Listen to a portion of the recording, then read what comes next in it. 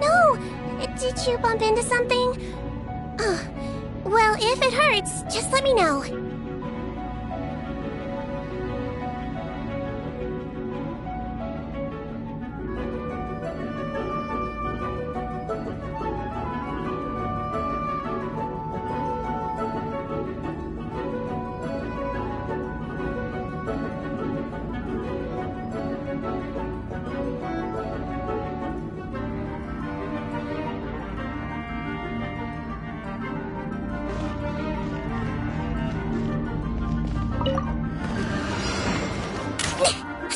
Hold still! Don't slip and fall!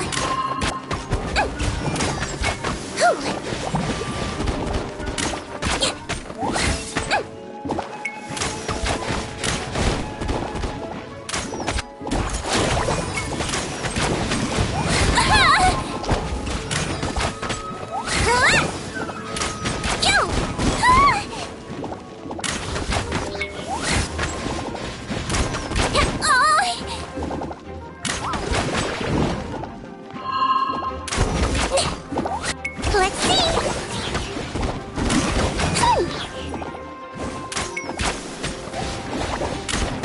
That wasn't very nice!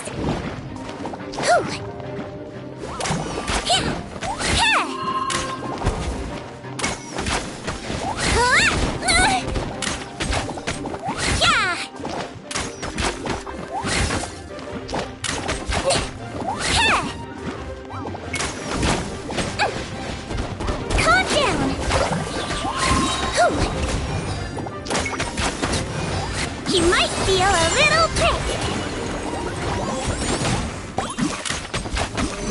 Don't slip.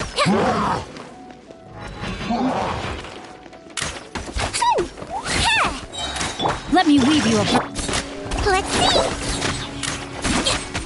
Yeah. I swear it's for medical research.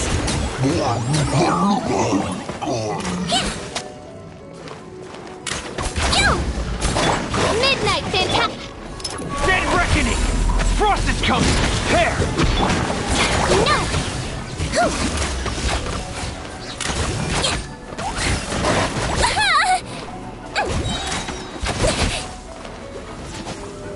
Don't be nervous! Just relax!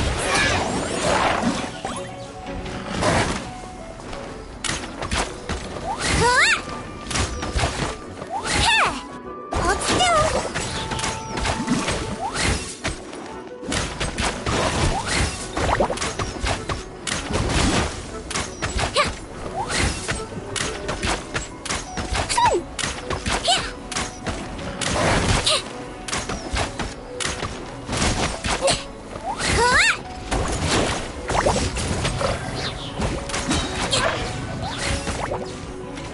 You might feel a little prick.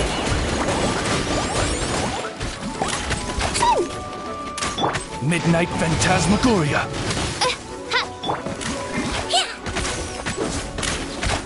Rain Cutter!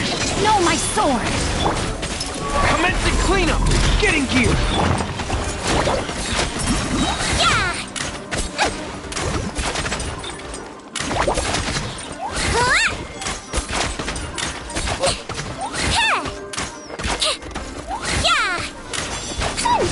Now I'm mad! Calm down!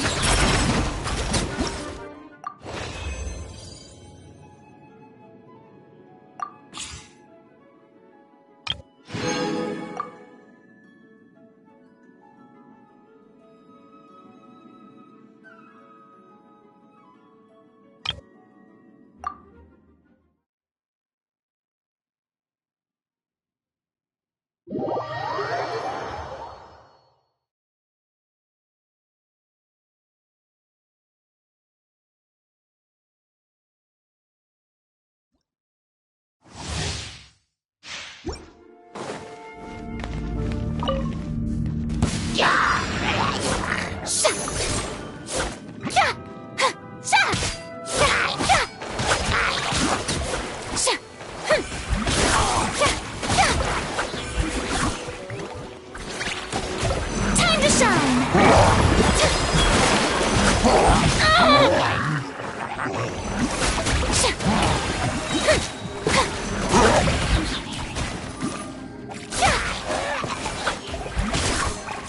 Let my name echo in song!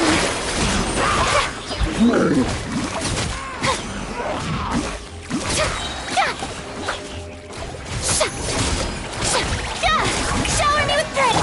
Ninjutsu! Hey, yo! Nice and Huh? Everybody stand! Let the world collide!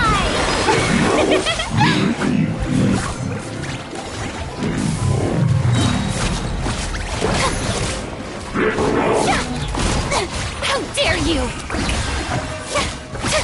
I'm going in!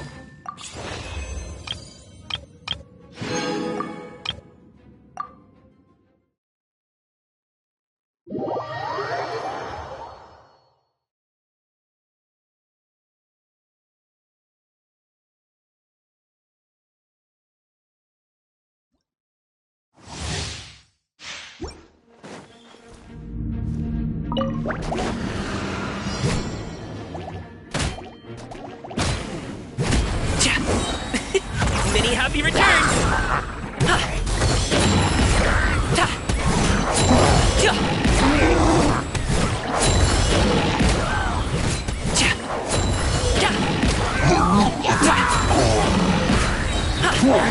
Mighty mythical beast!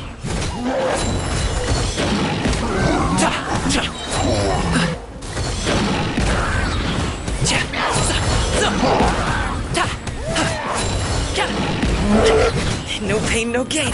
Hop to it, Manzai! cold. Mine's a command. Surprise! But the mad teamwork is dreamwork!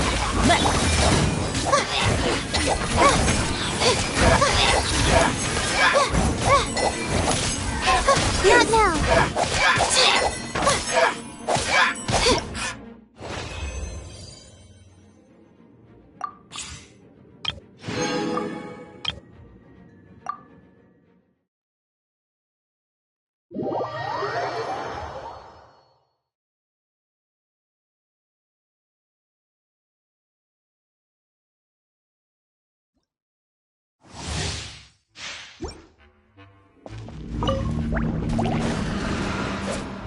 Judgment!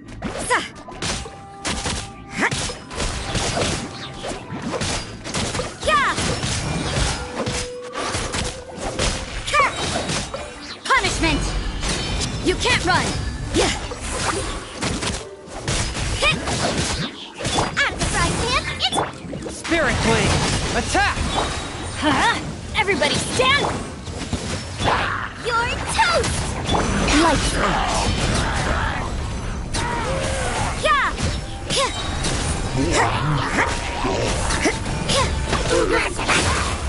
Judgment! Submit for judgment! I'm going in! Shiver! Boba, get them! One with my blood! You can't run!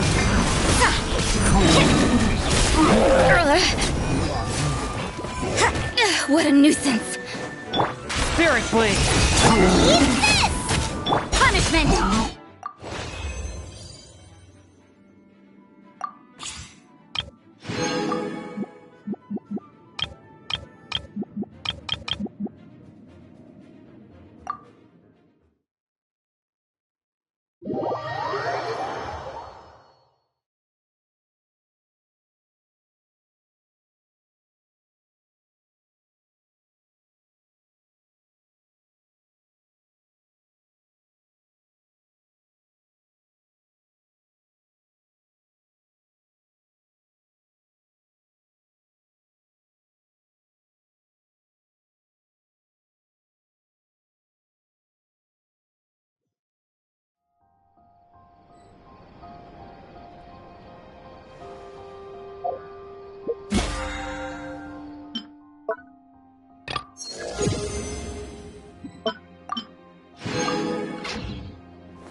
One, two, breathe.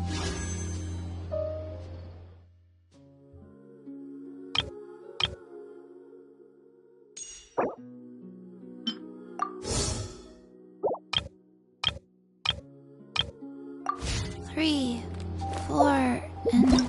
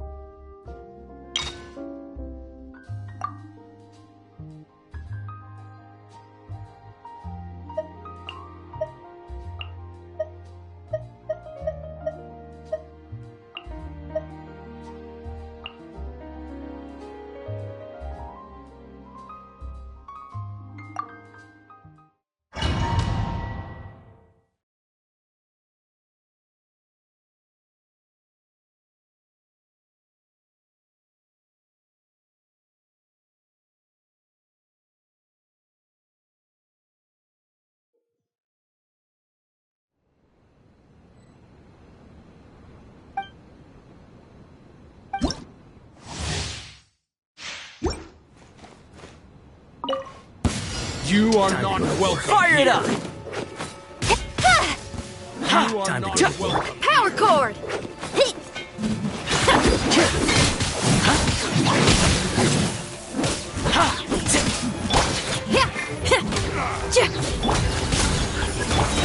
Don't blink.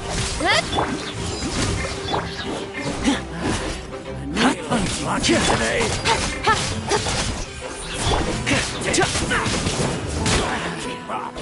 Supporting fire! Nowhere to hide. Hey! You are not welcome. Try till I'm dead! To ashes! Check this out! Feel the beat! Following orders. New punch. Following orders. Power chord! New blocking.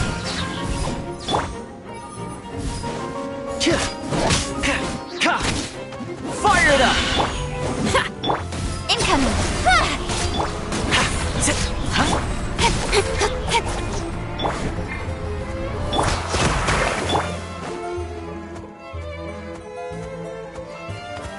Don't get too close!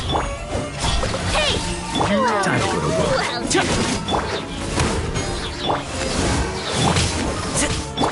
Speed of light!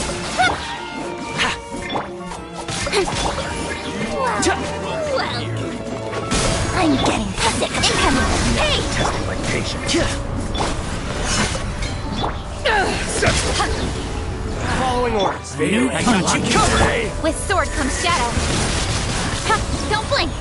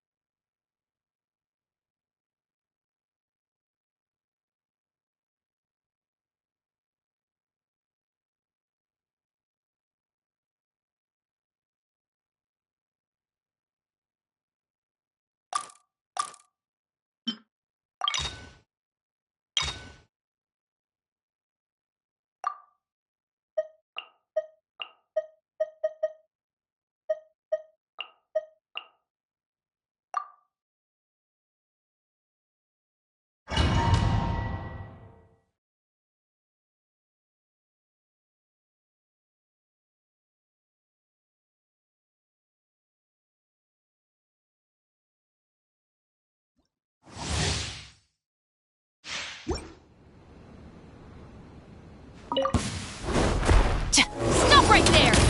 Loaded.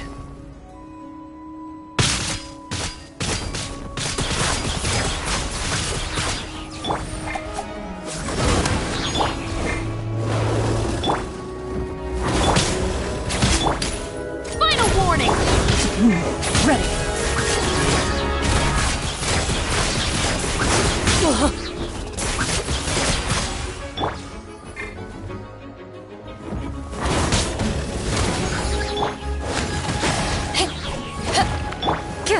Loaded. Where evil lurks, shoot on sight. Justice will prevail! Drop your weapon! Eyes on me! Time to rock! Ready. Stop right there! Hands where I can see them!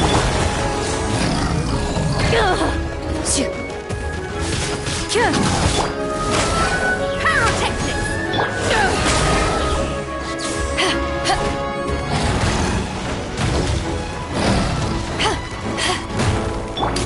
Final warning! Into the shadows.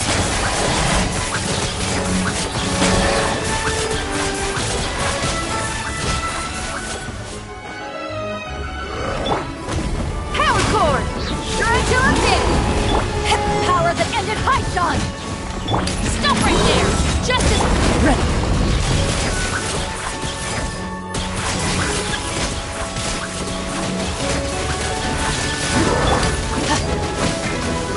Time to rock!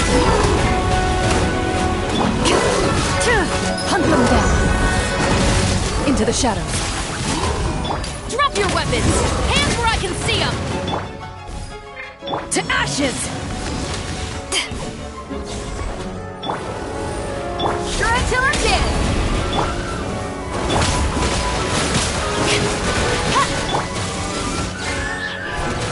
Where evil lurks, shoot on sight!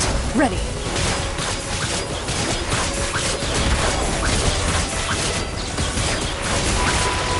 Stop right there! Justice will prevail! Power that ended Haishan! Amp it up! Time to testify!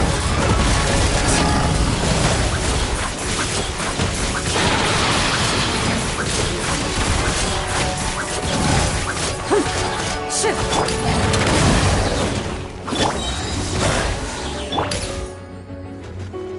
Hands where I can see them! Into the shadows.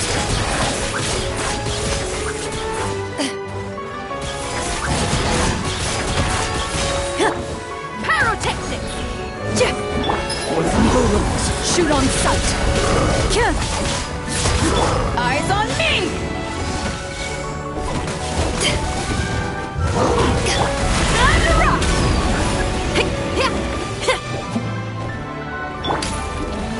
Final warning! Feel the beat! Justice will prevail! Time to testify!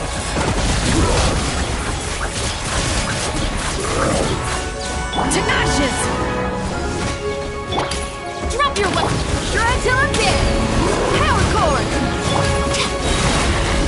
Hands were... I can...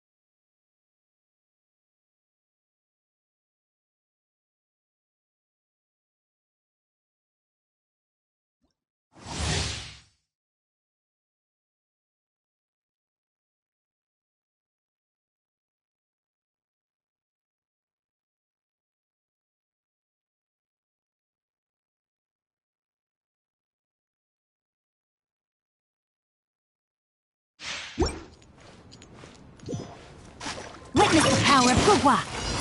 Rain outlines your fate. Quietly now. Busted. Illusion shattered!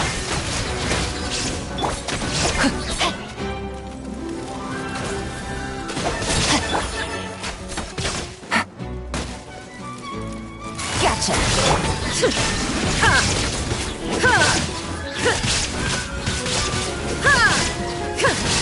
No, my sword! Quietly now. Let me weave you a verse. Things are about to get dicey. Now you shall perish!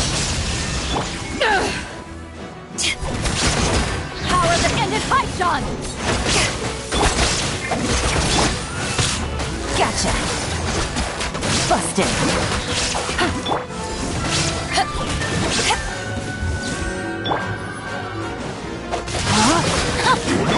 Gotcha! There is no escape!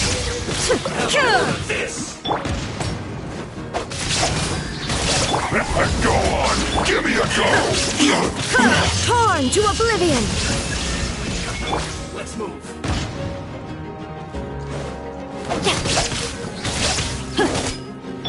Quietly now. Busted. Detoxifying heat! You need to hurry up!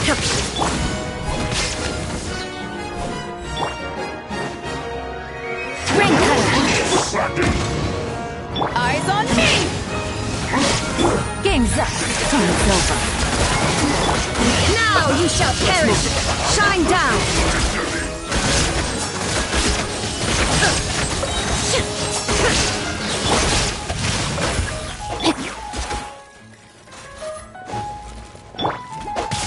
Let me weave you a verse. To ashes! Yeah. You can. Things are about to get dicey. Inazuma shines eternal! There is no escape!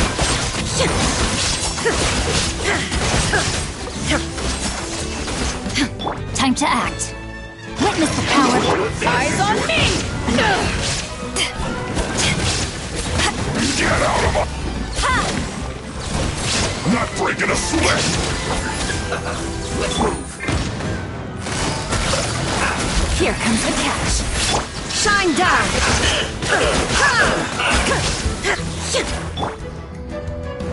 Let me weave you a verse. Now you shall perish!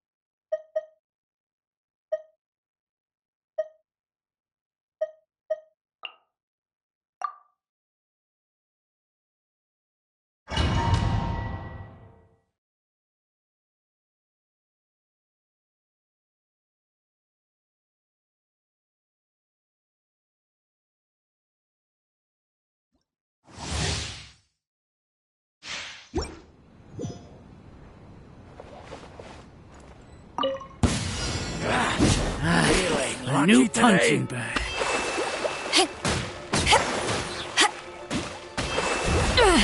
Power that ended Haishan! New punching bag. No, my sword!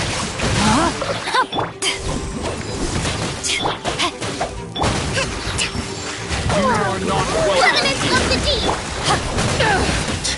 Now you're testing my patience.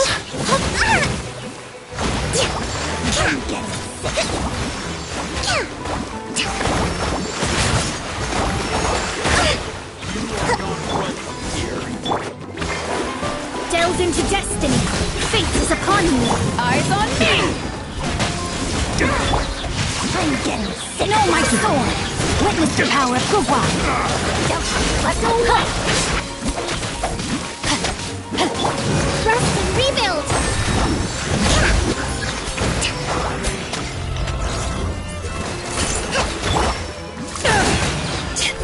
Decided by destiny.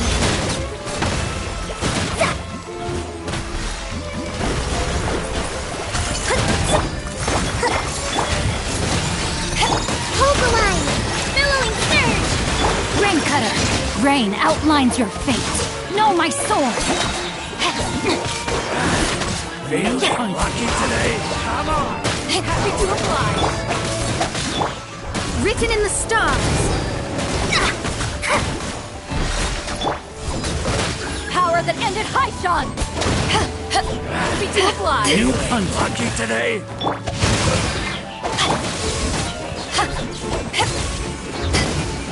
Try to keep up. You are Time to go to war. Rest and rebuild. Covenant. Let me weave you a Now verse. you're Fate is testing my upon me! patience. Let me scrub!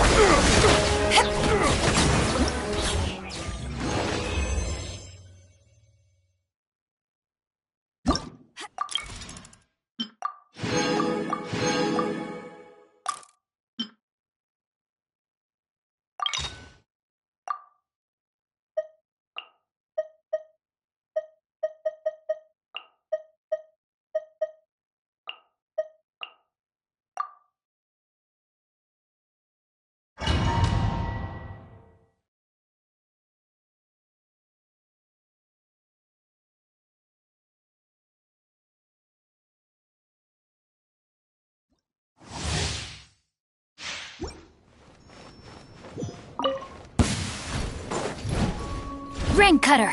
Huh? Huh! Know my sword! Come on! We can do it! Whirling snow! Yeah! Ha! Ha! Hip! Ha!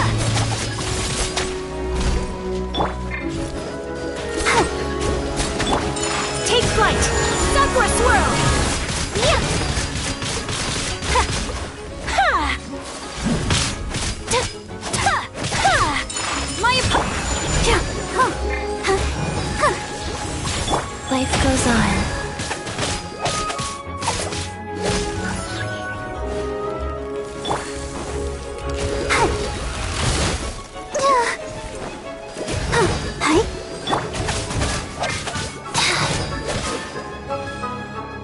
Opening box of Adepti tricks.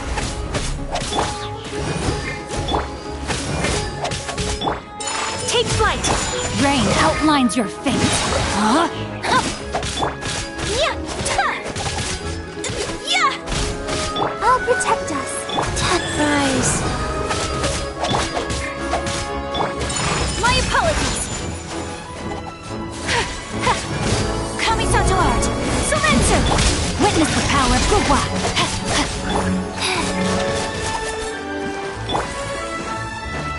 Ready, steady, go! Take flight! No, my sword!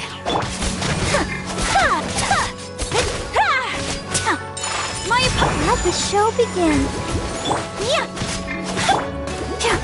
Life goes on.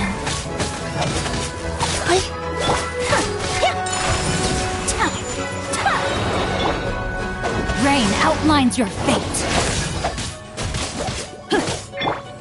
Sakura swirl!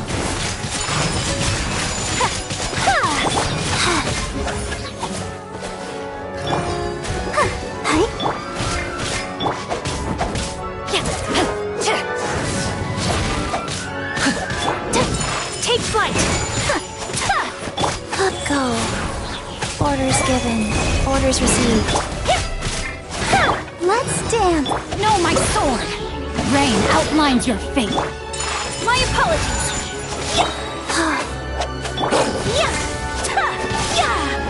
Embrace the ice! La la la la. Rain cutter! Take flight!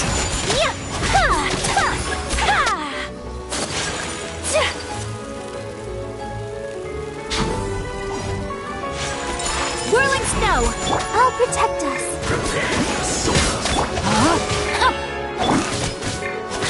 Life goes on. Take flight!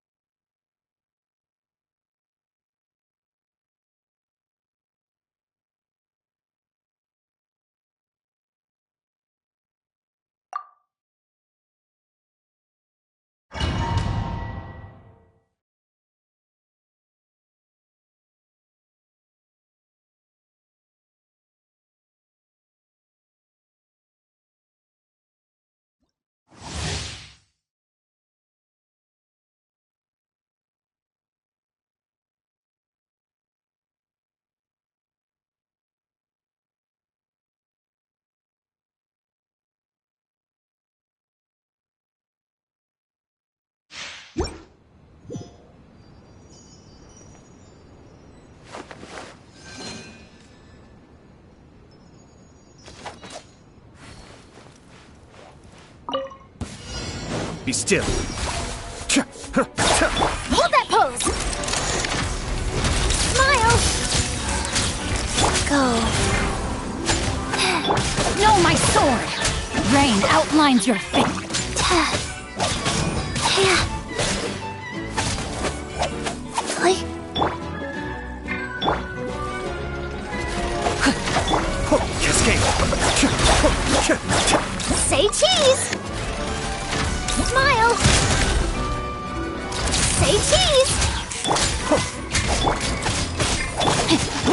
power of Gugwa! Know my sword!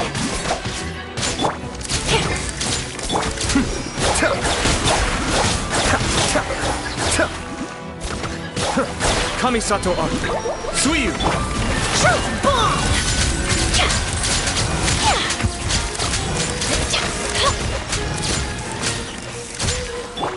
Be still. Let me read you a verse. Opening box of Adepti tricks. Rise. Hold that pose! Cascade. Mind the deluge.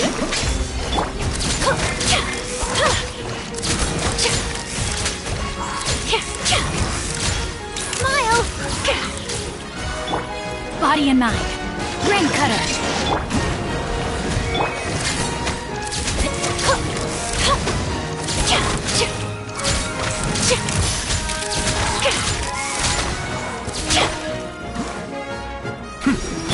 Rain outlines your fate.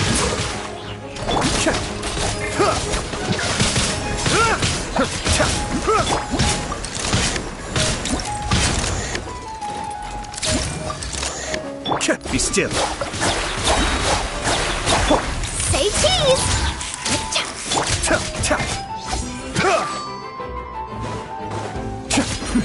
The depths beckon. How rude! Life goes on. Hold that pose!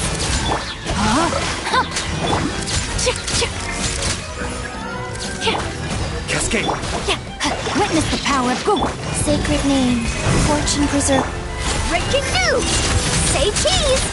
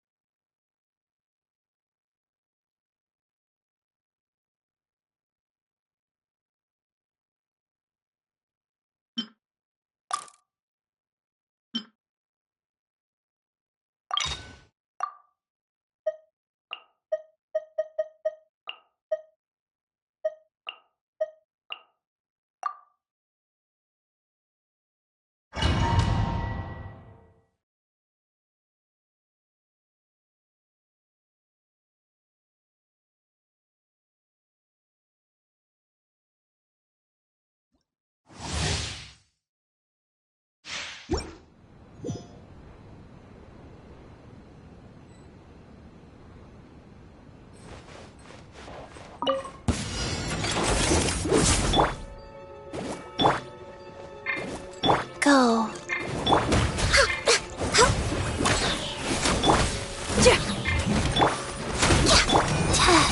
Orders given. Orders received. At the frying pan, into the fire! Glaze over. Access denied.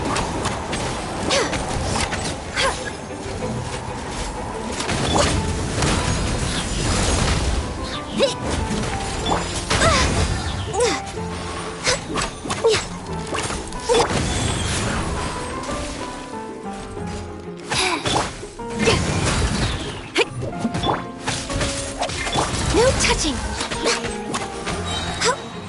This is long overdue. Pyrotechnics! Let's get down to business. Amp it up! Access denied. Your journey ends Some here. target practice. Sacred name. Fortune preserver. Spread your wings and raise a storm! Feel the beat! Where do you think you're going? Your journey ends Some here. target practice. You're intense! Wow. Spread your wings and raise a Short storm! of icy frost. For Rex Lepus. Where do you think you're going? Power core! Feel the beat! Time to rock! No touching. Boba, get them!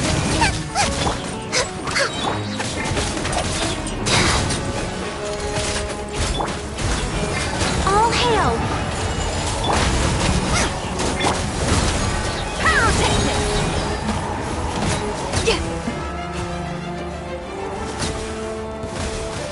Let's get down to business. Amp it up! Opening box of Adeptite Trick.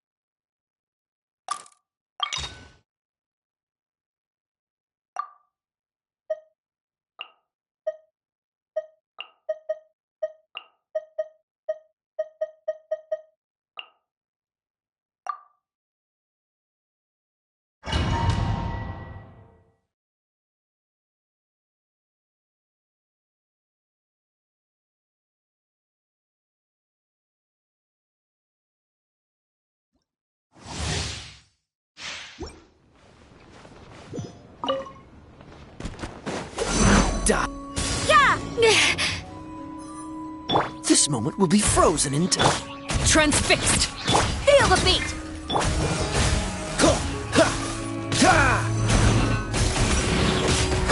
Life and Judgment!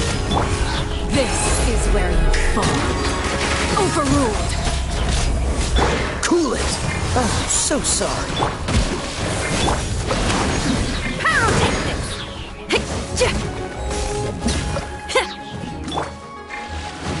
Freeze! Shiver!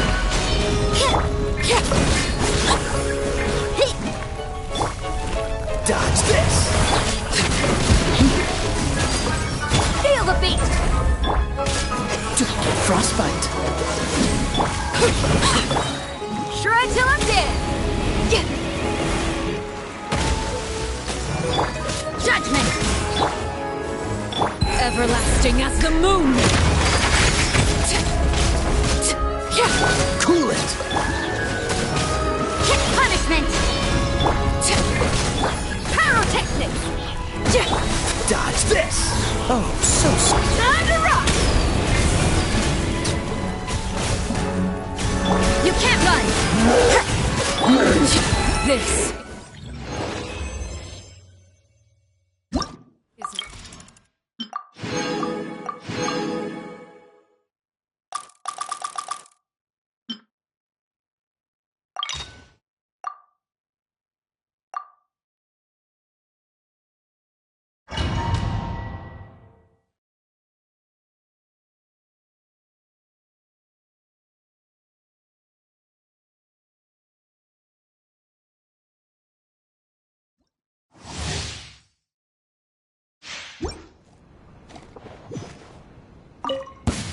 You are not welcome. Welcome. Power chord!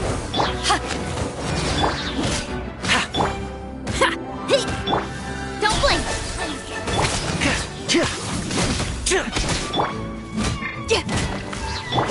Got lucky that time. Now, test my patience.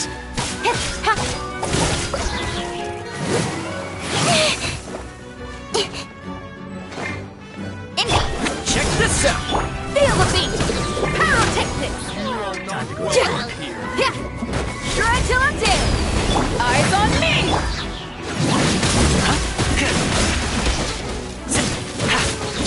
Support fire! Now Nowhere you're to testing hide. my patience. Speed of light. Hey! Don't get too close!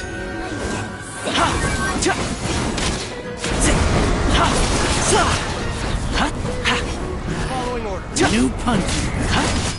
Feel the beat! Take that! Fire it up! Don't blink.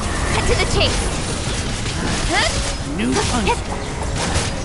New punch! Here's backup! To ashes! following orders. Power attack! Amp it up! With sword comes shadow. Hey!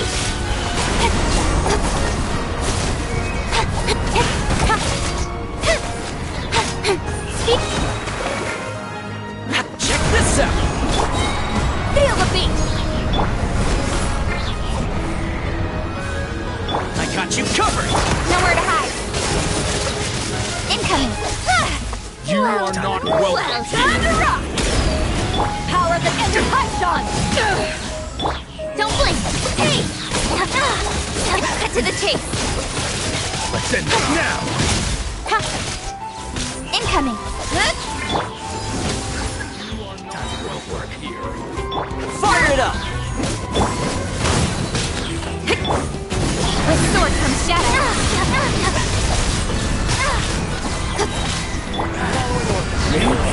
Speed of light! Sure until I'm dead! Here's backup! To ashes!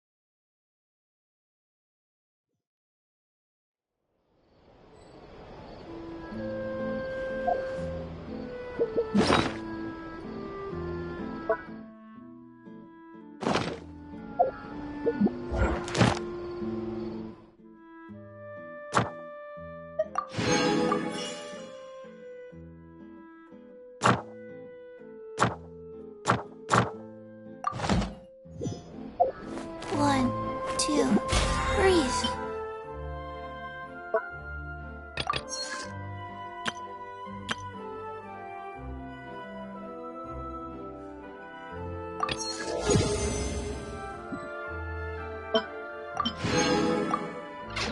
Three, four.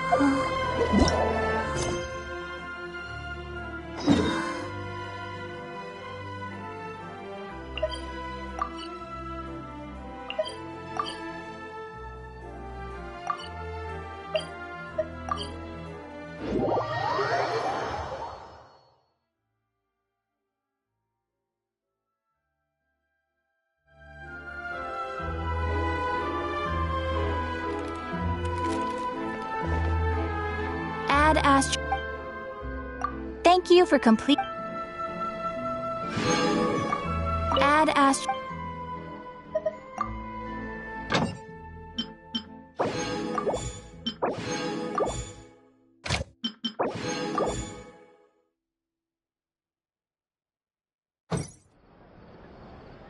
Add Astro.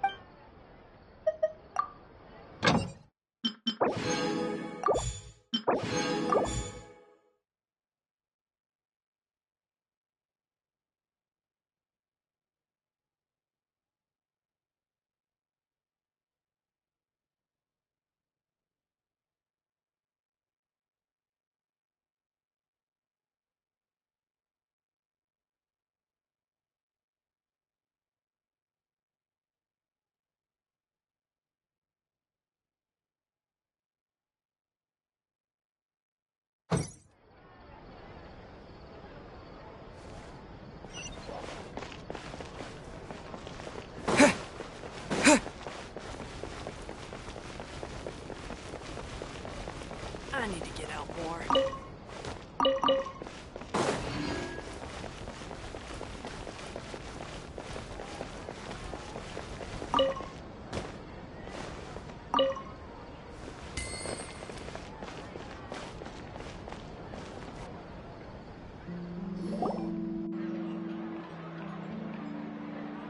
This shop looks popular today. Wonder what the occasion is.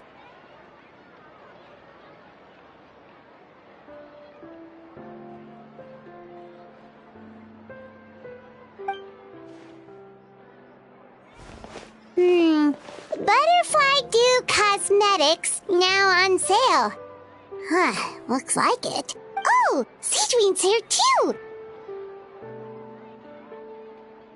Hey there, Seedween! Hello there, Traveler and Paimon. I hope you're keeping yourselves fit and healthy. You bet we are. So anyway, what are you doing here, Seedween?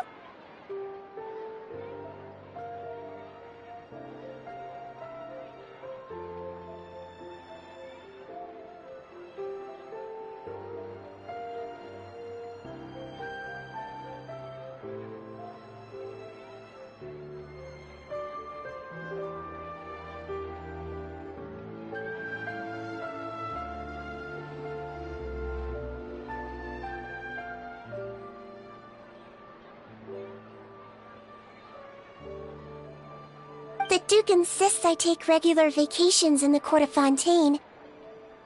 This one just so happened to coincide with a promotion for a new skincare product, so I came over to take a look. I like to keep up with the latest industry developments when I can, to help me with my magazine articles. Wait, you write? For a magazine? Which one? It's called Beautés en Fleur, and it's run by the Fontaine Beauty Association. I've done lots of articles about skincare for them, using the pen name Maritime Flower. Oh, wow! You're a Maritime Flower? If Paimon's not mistaken, you're one of the leading figures in the Fontaine Beauty Association! What's so weird about that? Everyone loves beauty! I really like this role. The staff at cosmetics shops are always so polite. And as long as I wear a big smile on my face, I always get the best customer service. Well, they sure don't want to make an enemy of the Maritime Flower. Obviously, it's because of Seedween's love for beauty. Still, a leader of the Beauty Association? That's incredible. The truth is, I study this field because I cherish my own appearance. It has nothing to do with being beautiful or not. Oh, the words of a master beautician defy comprehension! Oh, wait, you're saying that natural beauty is the highest form of beauty, right? Not really. Actually, Milesian aesthetics are very different from human ones. We don't view humans based on their appearance. If I had to describe our approach, I'd say it's based on cuteness. Oh! Really? Yep. Still, I really value my current appearance, And in the process of taking care of it, I've ended up learning quite a lot about skincare and stuff. It turns out, my knowledge and experience is pretty popular with beauty product lovers. It came as a big surprise to me, though.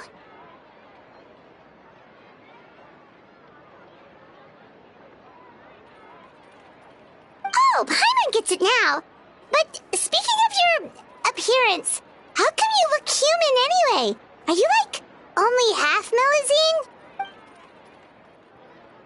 Ooh, wait, sorry. That was probably really offensive, wasn't it? No, I don't mind. I'm not mixed, though. I made a decision to turn myself into this form a very long time ago. If you're interested, I could tell you the story. A shape-shifting story? Oh, heck yeah, of course we're interested! Once upon a time, long ago, humans rejected Melusines, and Melusines feared humans. There was one Melusine who became fascinated with human medicine, but no human wanted her help. And there was one girl who liked Melusines, so no humans would make friends with her. So, the Melusine became the girl's friend, and the girl became the Melusine's patient. Your checkup's all done. You're still in perfect health. Thank you, Dr. Melusine. In this game of doctor and patient, a friendship was born. Then, one day, the girl fell ill. The Melusine was the only doctor to arrive on time, but the adults sent her away. Scram! Melusines can't be trusted! So just because I'm not human, I can't save my best friend? In desperation, the Melusine approached the frightening witch. She begged and begged until she got a reply. If you take this potion, concocted of sin, you will gain a human face and grow human limbs. But then, you will lose everything that attracted this friend of yours to you in the first place. Can you accept that? The Melusine did not hesitate for very long.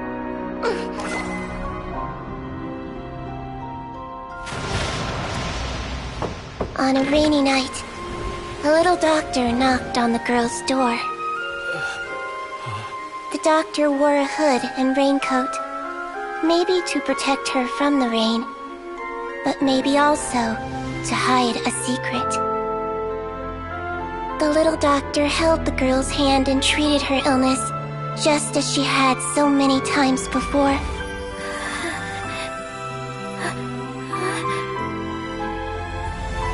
Dawn came, and the little girl's condition improved. But the little doctor was long gone, for she knew her friend would never recognize her again. And so, since then, I've lived my life in human form. Most people who know me just think I was born this way. Ooh, a witch? A potion? Why does this sound like a fairy tale? Trust me, it's a true story. Must be the way you told it then. It just sounds so... Yeah, not every Melusine would take human form to save their human friend. That must have been a huge decision. Treating patients is a doctor's duty. We must always find a way, even when the going gets tough. Ugh. It's so crazy that they turned you away just because you were a Melusine, especially when their daughter was so sick. Well, sometimes appearance can be a real barrier. But that was a long time ago. I like how I look now anyway. Paimon too! You're super cute this way. Attention customers! Thank you all for waiting. Now, on behalf of our skincare partner, I'm delighted to announce that our exciting new product is now officially on sale! Well, there we go.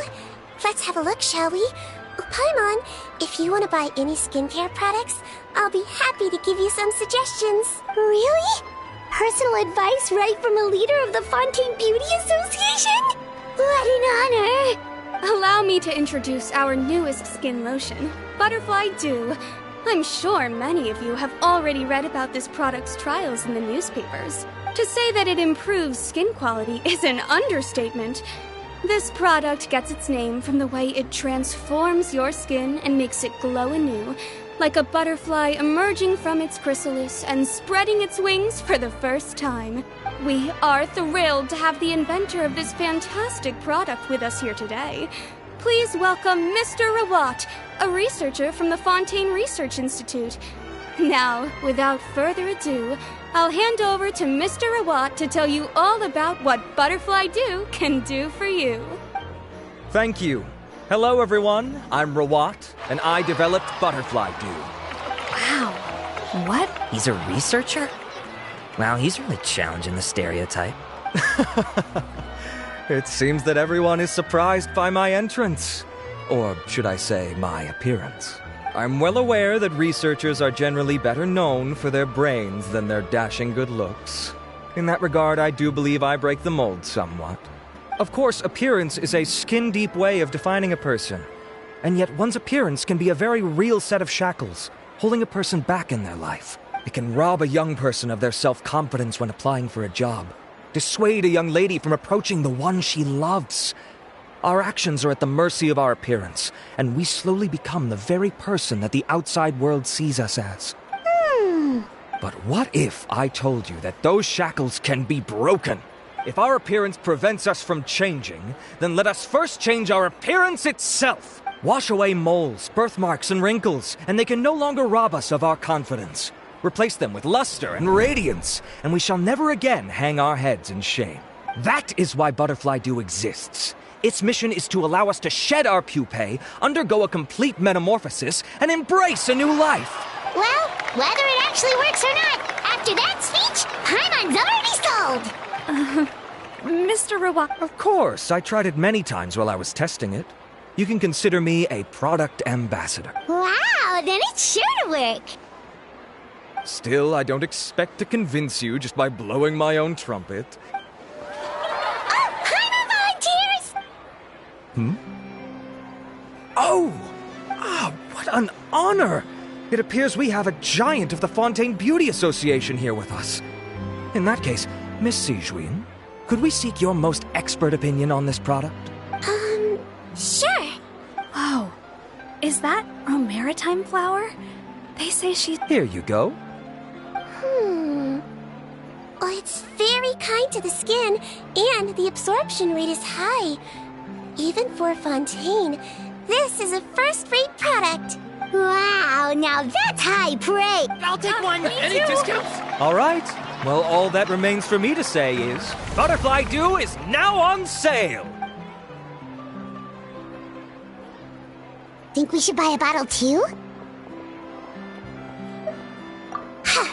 Of course you bring up Mora. Fine, Paimon will pay out of her own pocket. And if you're worried about whether it's the right product for you, well, luckily for us, Sejuin's here, so we can get an expert consultation.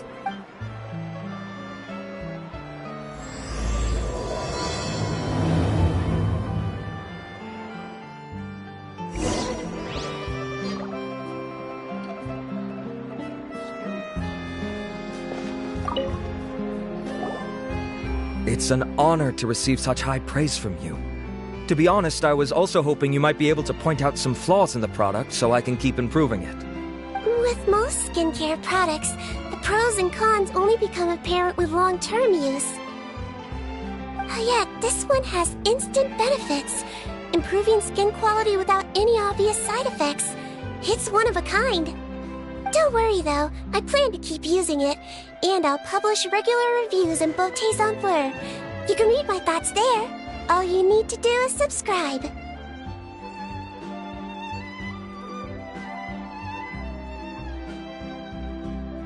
Oh, I was hoping for a more casual conversation, but you are a beauty association leader after all. I understand if you want to keep this professional. Sejuin? Oh, excuse us, Miss Beauty Expert. But do you think this product is a good choice for me and him? That's right, and bye! Well, I don't normally handle customer questions Butterfly Dew is made for all skin types, so no matter who you are, you can rest assured that it will be kind to your skin. If anything, it might be marginally more effective on Fontanian's skin, but other than that, it works. Why would it work better on Fontanians? In the interests of protecting my trade secrets, I'm afraid I can't answer that, Miss Paimon. Alright then. How about Save yourself the trouble. I'd be greatly honored to have both of... Yay! Paimon's private fun! I can see why you might think that, but please don't misunderstand. To me, finding new customers for Butterfly Dew is about meeting kindred spirits. Admirers of physical beauty? Eesh, that's embarrassing to say out loud. It sounds so shallow. It's nothing to be ashamed of, Miss Paimon. Most people claim to desire inner virtue, but it's still physical appearance that turns their heads. This is a fact of life. It's only natural for people to desire to become beautiful. And that's exactly what inspired me to choose this research direction in the first place. You're right. Everyone loves beauty, don't they? Look at the time. My apologies, but I have other things to attend to. I'll leave you with these 2 bottles of Butterfly Dew, and I look forward to seeing you again. Paimon, I'd say there's no need for you and the Traveler to use this product for now. Why? Is there a problem with it? The quality is fine. I just think there's room for improvement. I think I could add some ingredients to the mix to make it more effective. Really? Then why didn't you tell Rawat about that? Researchers are a very special breed of human. You can point out their flaws to their face and they won't mind very much. But if you tell them that someone else could do a better job, ooh, now that'll make them really upset. If I'd mentioned it, he probably wouldn't have given you those 2 bottles for free. Fair enough, that makes sense. If you're interested in the more effective version, I can write up a list of ingredients for you. Just come get me once you've gathered them. When you say more effective, you mean it'll make Paimon even prettier? Ooh, how can we say no?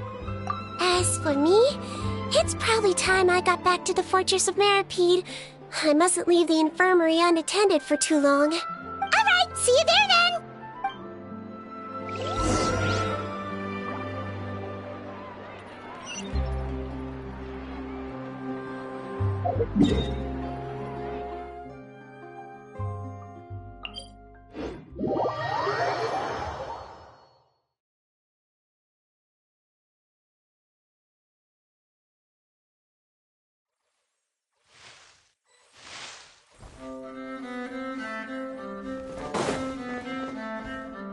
Just up ahead, Traveler. The ingredients for Seedwing should be nearby.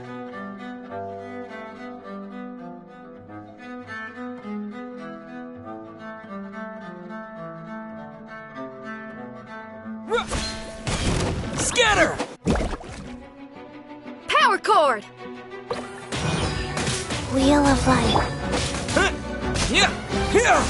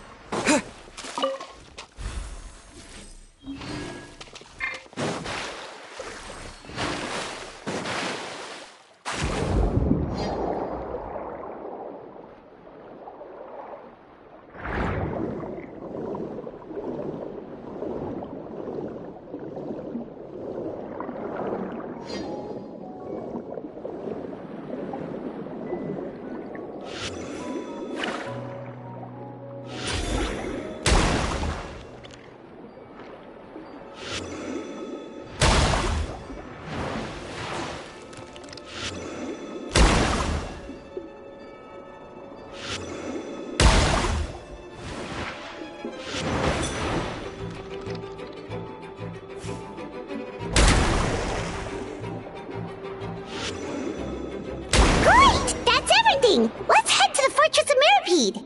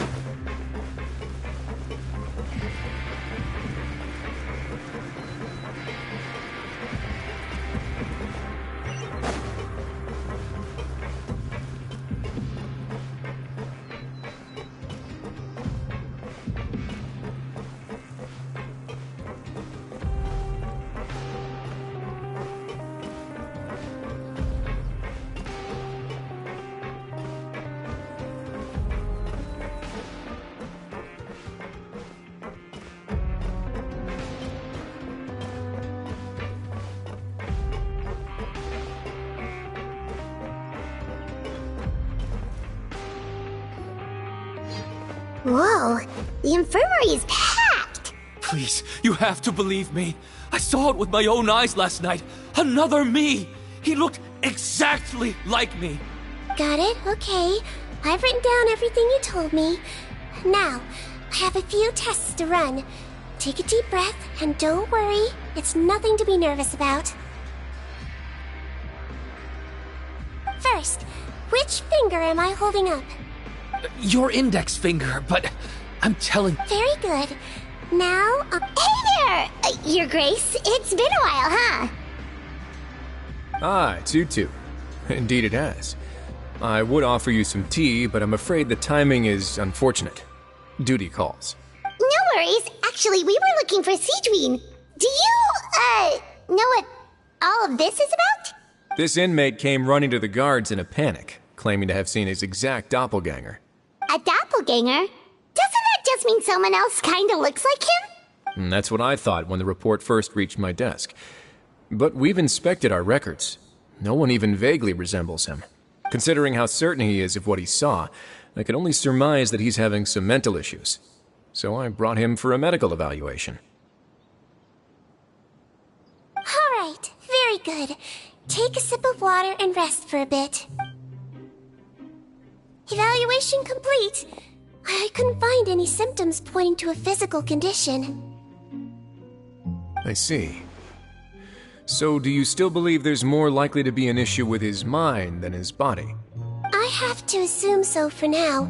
Psychological issues are more difficult to detect. At this stage, we can at least confirm that he is in command of his cognitive faculties. The rumor mill will go crazy if word of this gets out. Guards, take him to the ward for a period of observation. The Marechaussee Phantom has requested my cooperation on a case, otherwise I'd deal with this myself. Sorry for the trouble, head nurse, but I'll have to leave this to you. No problem, Your Grace. I'll add him to my observation list. By the way, we have a couple of guests here who have made the trip just to see you. I imagine it must be important. You probably won't need to add them to your observation list, though. Oh, Traveler! Paimon, it's you! Hey there, sebbu1! It's actually not that important, but... I'll be in my office if you desperately need me. Goodbye for now. Okay, bye-bye! So, sebbu1... Would you mind waiting for just a moment? I have another patient to see. Just find an empty bed and... Oh, sure! sebbu1, we've brought him. And he seems to have taken a turn for the worse again. Okay, don't panic. Let's start by sitting him down here. Paimon had no idea how busy it can get for sebbu1. Maybe now's not the time to ask for her help with skincare.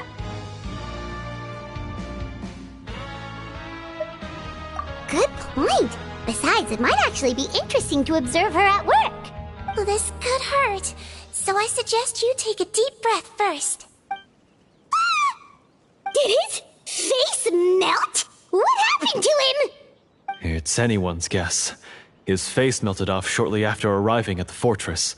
But since he's a serious offender, he can't be allowed out for medical treatment. Best we can do for now is ask the head nurse to give him something to manage the symptoms. This is gonna be awkward. We still need to bring him to the Marachose Phantom for questioning. What if he scares them half to death? Will that be our fault? The Marachose Phantom? Does this have something to do with the case Risley's dealing with? Yep, it was a huge case. They bagged a few dozen crooks in one fell swoop. And this guy's the baddest apple of the bunch. He harmed countless people. And now, it looks like it's all finally catching up with him. You done gawking? Not yet. I need to check the severity of your ulcers to decide the right dosage. Don't worry. We Melazines have a very different sense of aesthetics from humans. To me, you just look like a little kitty with slightly scruffy fur, but still just as cute. Don't patronize me. Do I look like a kid to you? Just give me the meds and let me out of here. I already missed my cell. Hey, lose the attitude. You dare talk back to our head nurse like that again? Your days are numbered. Oh, it's fine. Okay, I'm going to apply the medication now. Tell me if it hurts, alright? Look how nice Sejuine's being. And he still talks to her like that? What a nasty piece of work. Can I leave now? Wow, not a peep. What a brave little guy. Thank you, Sejuine. And I apologize for the trouble. So, Traveler, Paimon, did you bring the ingredients? We did, but we don't want to interfere or anything. You're busy saving lives here. Oh, don't be silly. I agreed to it, didn't I? Just hand me the ingredients, and I'll make some time to whip it into the improved version for you. Take a rest here if you want. Or, if you're not tired, I hear they're holding a new pancreation tournament in the administration area. Or alternatively, is there anything we could help you with, Sejuine? That's right! Let us help you out! It's the least we could do! Good point. Kind-hearted humans start to develop guilt if they accept free help from others. Don't worry. I'll take a look at my schedule. I'm sure I can find something to treat this condition. I gotta warn you, though. It'll be tiring work. So I suggest you take a break first, then come back and see me when you're ready.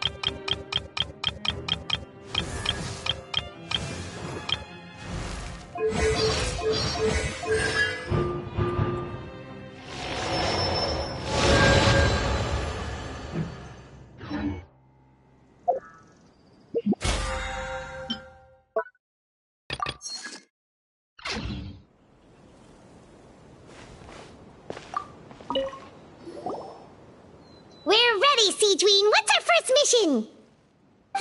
I found the perfect job for the Traveler. First, I'd like you to lie down in this bed.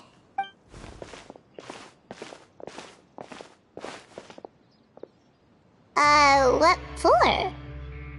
I need you to pretend to be sick. What? Oh, is it that difficult? Oh, so you knew. I sure did. He was way more interesting than the usual malingering inmates, and you played along very well, Pop. Well, this is no time to explain. My next patient will be here any second. Oh, please, just do as I say. You can, pretend... Okay.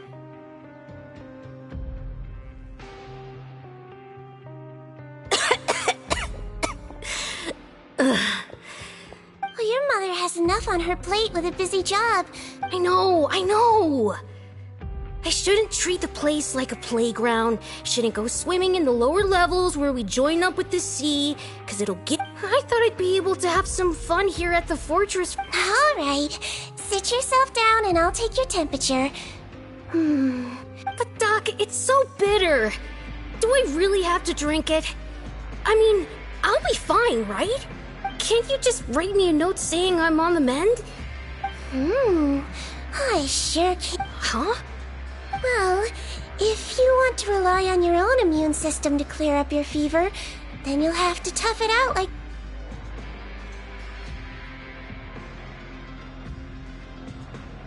Hang in there, traveler. Are you gonna puke? Paimon can get you a paper bag.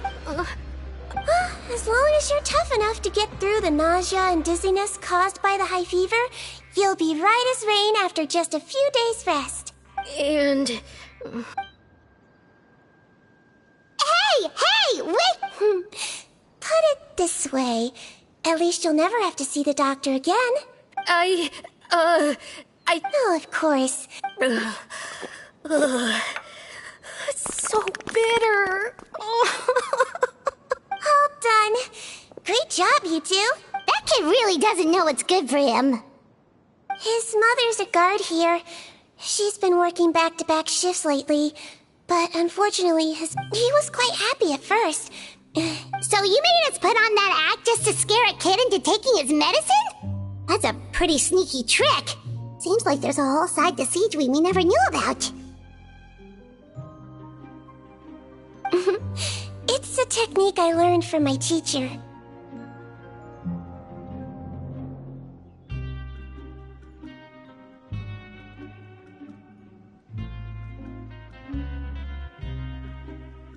Oh, you had a teacher? Was she a Melusine doctor too? She was human. She passed away a long time ago. Oh, sorry.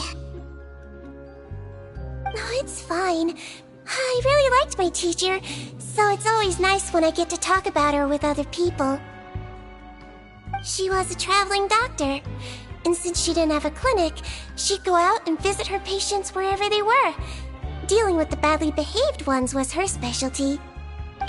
She used to say, if you can scare the little brats into taking their medicine, you won't have to hear them wailing and screeching when their condition gets worse.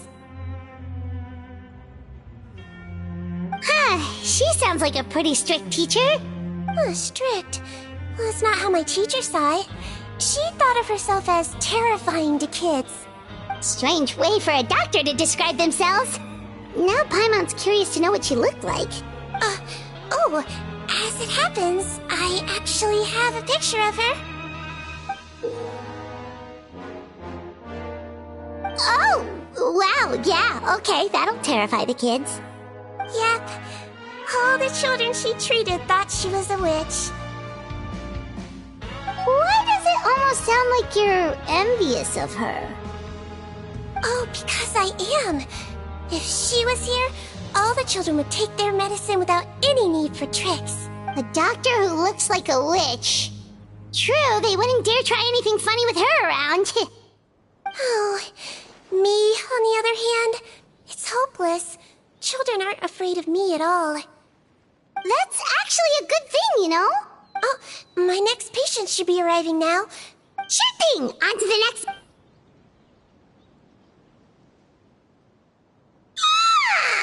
Is it nighttime already? That flew by. You really have a busy job, Siegeween. Well, thanks to you two, it was much easier today. Aww. should we get some rest? It's getting pretty late. Oh, there is one last thing. I have to keep it confidential, so I usually leave it till after everyone's clocked out. Confidential? Are you sure you... It's fine.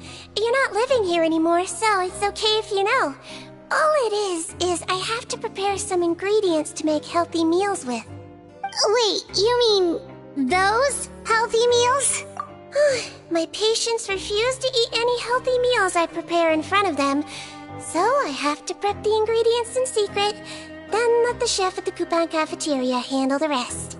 Considering even the chef's version makes people uneasy, it really makes you wonder what's in it. You want to find out? I can teach you how to make it. That way, if you ever suffer from exhaustion on your future travels, you can prepare a healthy meal for yourself. It's really good for you, you know. Sure? Guess we can help out one more time. The ingredients are ready. Now, put them on the table and add them in the order I tell you. First, we add this special slime condensate, stir it thoroughly, then pour it in. See that? It adds elasticity. It looks just like tasty jelly, doesn't it? Yeah, it really does. Until you remember it's slime condensate. Next up, xenochromatic crystals. You want to crush them up into a fine powder, like powdered sugar. Wait, are those from Fontimer Aberrants? Are you sure they're edible? Finally, we'll need some high-protein meat. Frogs are an excellent choice. You just need to clean their innards, and then you're left with some lovely, tender meat. Oh! Frogs. And we're done. All that's left now is to pack them into lunch boxes and hand them to Walsey. Yesterday in the production zone, I noticed an inmate who's been working for 2 days straight. That means it's a healthy meal for him tomorrow. Seedwing really does have the inmate's best interests at heart.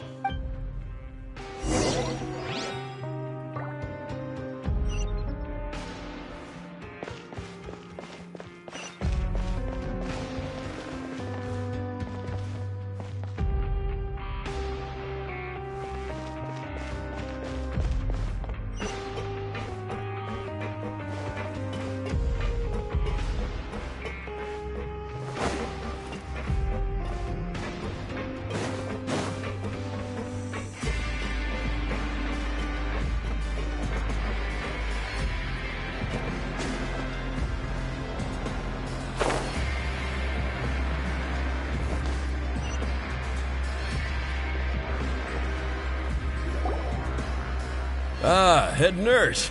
Got some extras for me? Just the one today. The serial number's on the lid. Sounds good. I'll make sure it gets delivered. Sounds like they're talking in code. Thanks for your help. Oh, it's no trouble at all. I only wish I could do more. That won't do. If you reduce... All right, nurse. Well, I'm done with work for today. Thanks for... Seems like the guards and staff here have a lot of respect for you, Seedwing. Head nurse, please, wait. I'm sorry to disturb you this late at night. Okay, just for... The guard at the observation ward, Odilon, he told me to pass on a message to you. One of the inmates there, the guy suffering from possible hallucinations, well, he seems to have made a sudden recovery, and now he wants to apply for permission to leave the ward. All right. You were right to tell me. I'll have to exit... Looks like we've got one job as medical assistant...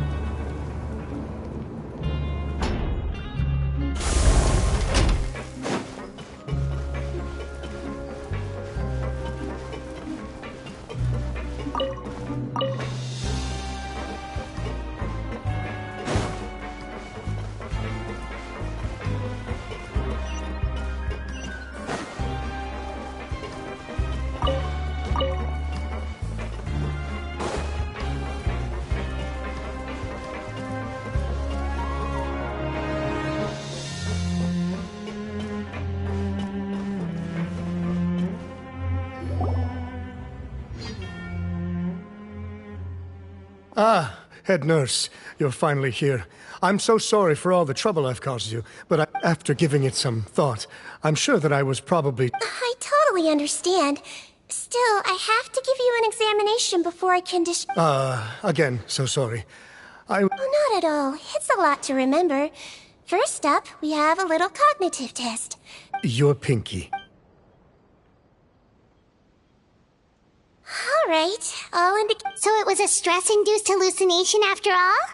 Well, we've certainly had previous cases of mental illness caused by overwork, which is why I carefully observe everyone in the production zone. I wonder how I managed to miss the signs this time. Please, head nurse, you shouldn't blame yourself. I'm just still adapting, that's all. Pushed myself too hard, and I guess I couldn't take it. Thanks for looking after me. I'll be as good as new after a good night's sleep. And if you can give me the okay, I know I'll sleep better back in my good old dorm. It can be difficult to relax in an unfamiliar environment. All right then, you can leave the ward. I suggest you take 2 days off to focus on your recovery. I'll take you off the observation list for now, so you're officially discharged. Great. I can't thank you enough, head nurse. Mr. Odilon, could you escort him back? Of course. I'm on guard duty in the administrative area tonight, so nothing will go wrong. You have my word.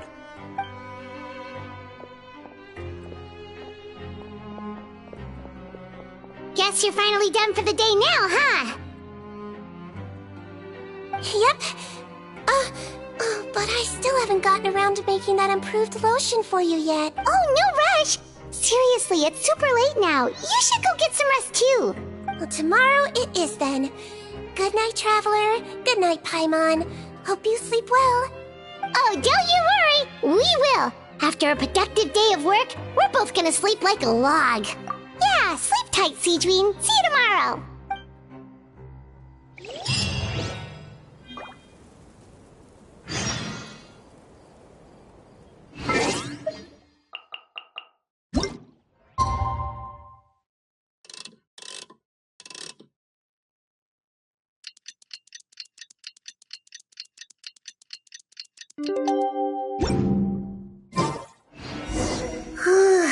Paimon really did sleep like a log. Let's go find Seedween.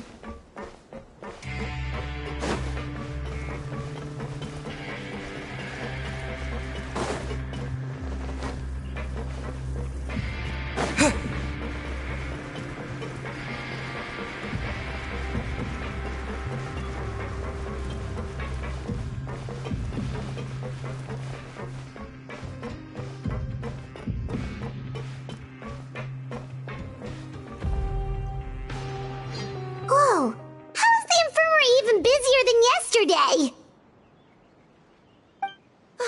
Good morning, Traveler and Paimon. I have a few people here for a checkup, so you might need to wait for a while. No problem. Anything we can do to help? There's a bit of a complicated situation here. I'm still getting to the bottom of it myself. You have to believe me. I'm telling the truth. You're in a medical facility. Keep it down. Please, listen to me. I'm not Gascon. I'm Uwe. You're a horrible liar, you know that? We get all your mugshots with the arrest warrants. It's clear as day that you're Gascon. You mean because of the way I look? I don't know what happened. I just woke up like this. Then you guys dragged me in here for an interrogation. I brought you here to figure out what's going on. If you truly are the victim of an injustice, yelling isn't going to achieve anything. At most, it'll delay your vindication. All right. This is nuts. Yesterday's interrogations went fine, and now this. Morning, Your Grace. What's going on? Remember the case I mentioned yesterday? The one brought to me by the Marechaussee Phantom? Well, we've been questioning the inmates involved this morning. Every single one of them is claiming mistaken identity.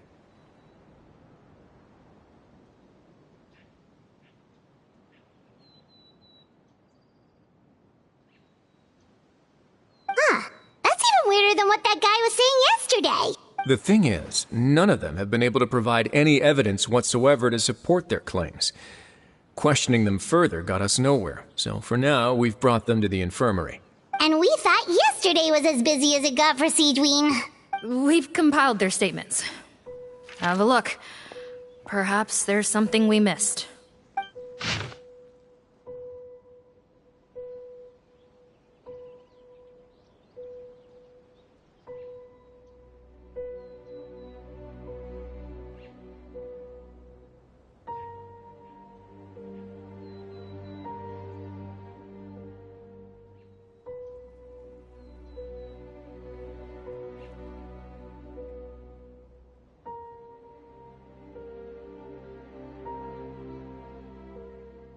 Wait. Release? Interesting. The inmates they spoke of in their statements appear to all be due for release today. I noticed that too. If that's their plan, they're underestimating us a little. Every serious offender claims that there's someone else who just so happens to be due for release today. And they're expecting us to go along with that. All the more reason to be cautious. Lumberzar, check the release list for today and make sure no one gets processed. We're gonna need an excuse, though. Just say we're out of forms, and that we're furiously printing more as we speak. I'm on it. It's conceivable that our group of serious offenders somehow found a way to switch places with inmates who are about to be released, so they can walk out right under our noses. We did consider that possibility. But I mean, just look at them. They match the warrants, period. How could there have been a switch? Only if they're dead ringers for the inmates due for release, I suppose. I gave you that name list yesterday to assist in your investigation. Did that help? Yes, the inmates' mugshots were attached to the list. The first thing I did was check for lookalikes, and I didn't find any. The only other thing that stands out to me is that their voices sound a little different today. But it's not exactly hard to put on a fake voice. Oh, really? What does our head nurse make of all of this? Give me a moment. I think I have a way to confirm whether there's been a switch.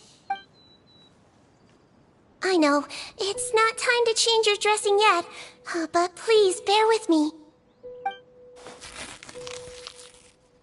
Huh? Isn't that the guy from yesterday? This should be Honore.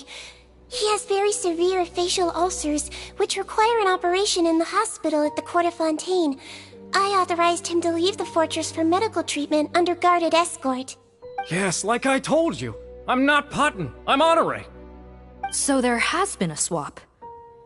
Well, I can see what happened in Potton's case, but how do you explain the other inmates? You're not telling me their souls switched bodies, are you? No, I believe it was their faces that got switched. The method is a bit like replacing a tooth. Take the bad tooth out, put a false one in.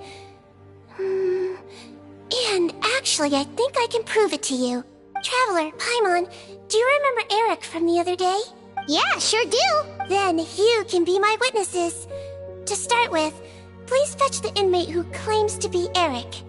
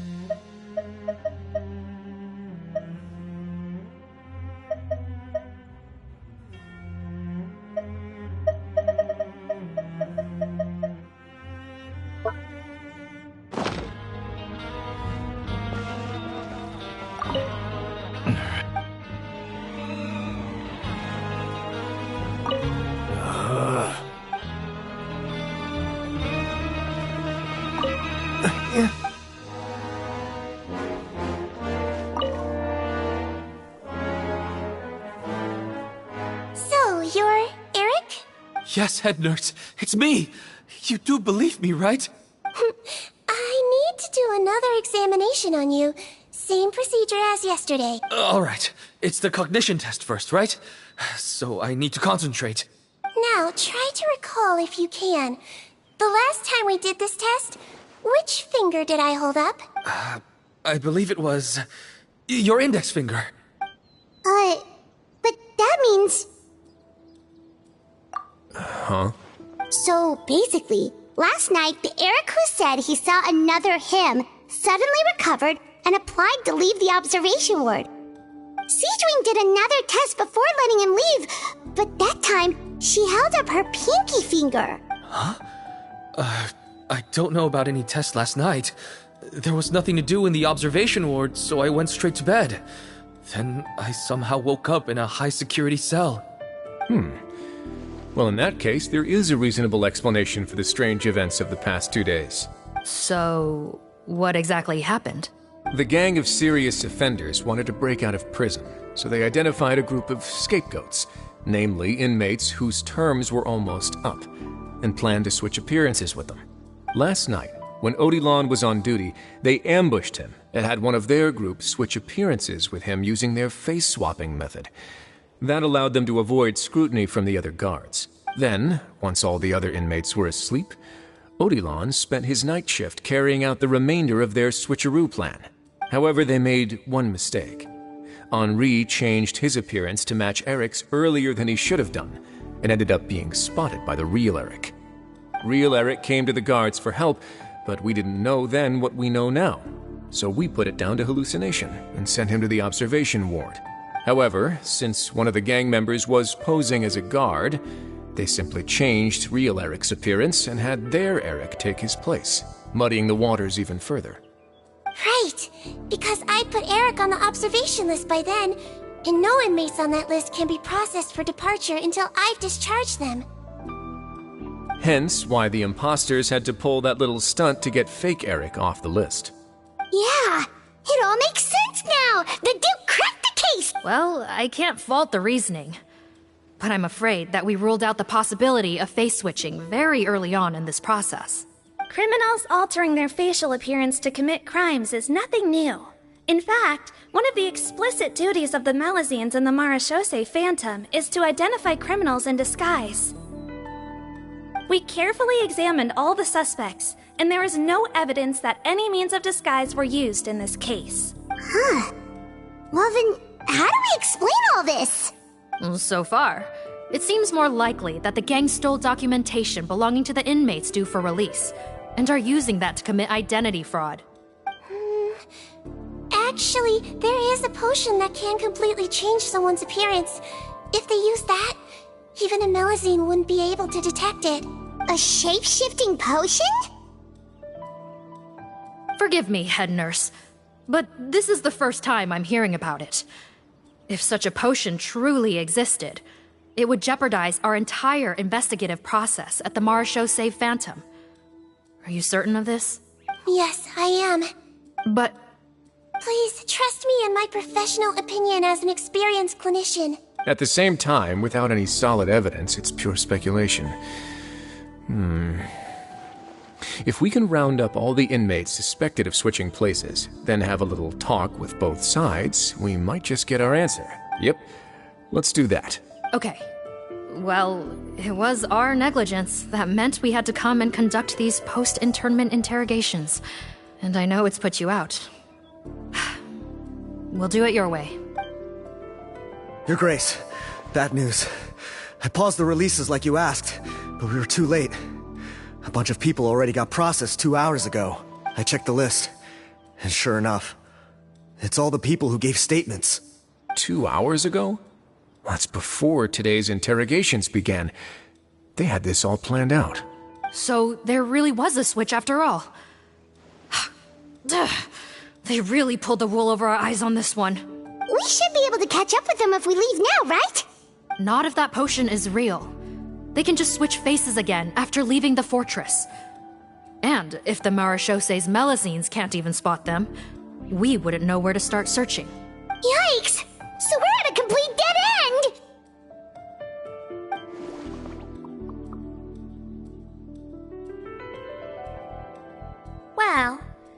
technically there is one more lead we could follow up on. We were only able to arrest this gang thanks to the help of a researcher from the Fontaine Research Institute. I believe his name is Rawat. Oh? Rawat? Isn't that the handsome guy we met at that skincare promotion? Handsome? Maybe from a human point of view. I just remember that he specialized in potions. One of the crimes this gang is charged with is the manufacture and sale of illicit drugs. According to Mr. Rawat, they appear to have stolen technology he developed through his research and used it in their operation. At first, he thought it was a typical case of intellectual property infringement, and he tried to negotiate with them. But once he discovered their criminal operation, he reported them to the authorities. Thanks to his report, we were able to swoop in and arrest them all in one go. What a hero! Bet that took courage on his part. No doubt. This is worth following up on. As the one who snitched on them, it's highly likely that Rawat will be targeted by the escapees. That aside, since he's negotiated with them in person before, there's a chance he'll have some additional information for us. Understood, Your Grace. My team and I will head to the Fontaine Research Institute right away. In the meantime, please keep an eye on the face switch victims for us. Of course. Miss Morgan, I'd like to come along and help you catch these criminals. Huh? Well, I'm the one who discharged the fake Eric last night, so I feel partly responsible. Don't say that, head nurse. Your focus was on the inmates' health, and rightly so. We can't ask you to help with arresting criminals. That's our duty. I also have a more personal reason. Potton is a patient of mine, and if I don't get a new batch of medicine to him in time, his condition will get much worse. Look, head nurse, I completely understand where you're coming from. But arresting criminals is dangerous business. And if anything happened to you, none of us can afford to take on that responsibility. Don't worry, I can defend myself just fine. You say that, but still... If I may, Miss Morgan, Siegeween is the one who raised the potion hypothesis, and I'm sure she has far more expertise on the topic than your team. My suggestion would be to bring her with you, and if you really are worried for her safety, then... Ah, there you go, right on cue. Knew I could count on you. Okay. Well, since this plan has the Duke's blessing, far be it from me to refuse. We should head off immediately. Time is of the essence.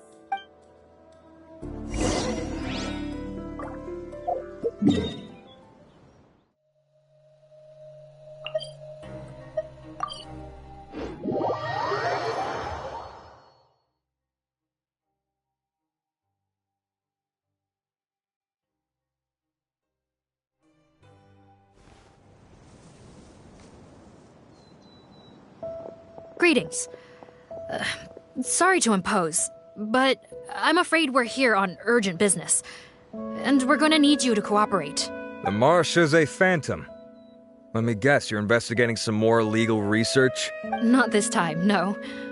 We're looking for a researcher. Do you know where we might find Mr. Rawat? Rawat. Oh yeah, Mr. Handsome, right? He actually doesn't work on site here very often. There's a handful of researchers in the nearby area who know him pretty well, though. You can see what they know. Just a handful? Paimon figured he'd be the most popular guy around. Well, I guess you could say he's popular, at least on a superficial level. He's blessed with good looks, so he tends to make a good first impression on people. But in all his time here at the Fontaine Research Institute, I don't think he's ever had a single deep conversation about his research with his peers. That's no way to make real friends around here.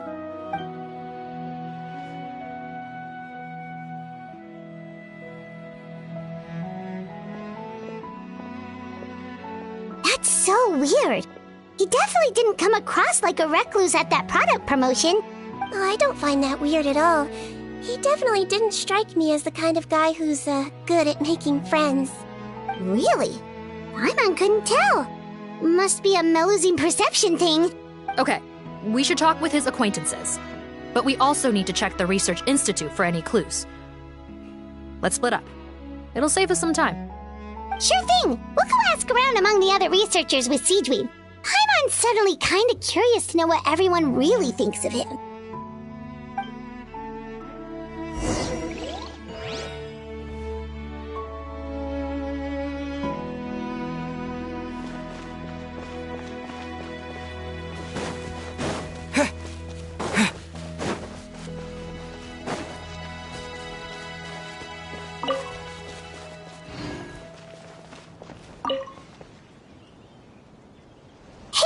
Are you in Teep? What do you want? We're here to ask about Rawat. Any idea where he might be? We were told you were pretty close with him. Close? Not sure that's the word I'd use. He wouldn't even let me use his patent. Huh? It's been a good few days since I last saw him. I don't know where he's at. Go ask someone else. Would the patent in question happen to be related to the new skincare product he developed? Yeah, kinda. Butterfly dew, or whatever he calls it. I heard he made a tidy sum off of that one. Okay, now we're getting somewhere. Keep going. Most of the other researchers here focus on mechanics, energy, stuff like that. I get why he wouldn't be interested in having anything to do with them. But I'm studying coatings. There's a huge overlap in our areas of research. Why would he refuse to work with me? I bought his product once and noticed it contains a unique substance that might have applications in coatings too. If it worked out, I could probably make as much as he's making. Don't get me wrong, I had no intention of plagiarizing his work. I was hoping to get official permission to use his findings in my own research. Followed the proper procedure. It was all above board. I would have had to pay him a license fee and everything. But despite that, he turned me down not once, not twice, but 3 times. It's like he's vehemently opposed to the idea of anyone else making the kind of money he does. Huh, so is Rawat antisocial, or is this guy just jealous? Well, it doesn't look like we're gonna get any info about Rawat's whereabouts from him. Let's go! Wait, 1 second. Mr. Antib, next time you go shopping, you should buy some Buell fruits. Peel the skin, steep in water, then drink. It'll help calm your mood. Huh? Yeah. Thanks.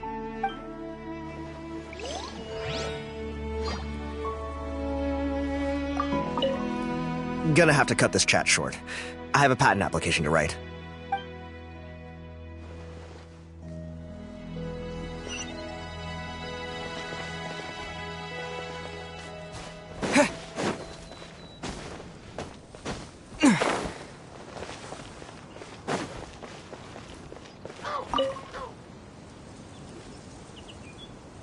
Excuse us, are you Audrey?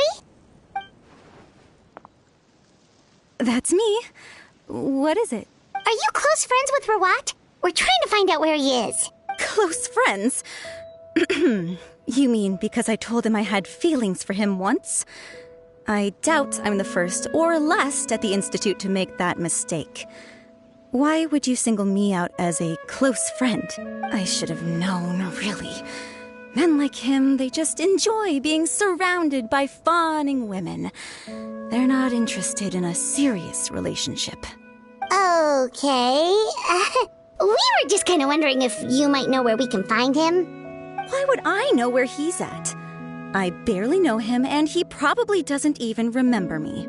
Ugh, this is getting annoying. Shall we go ask someone else?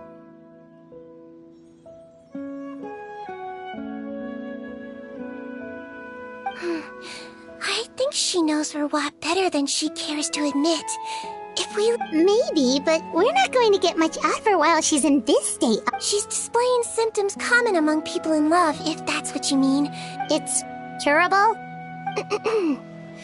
Oh, we're still no closer to finding Mr. Rawat.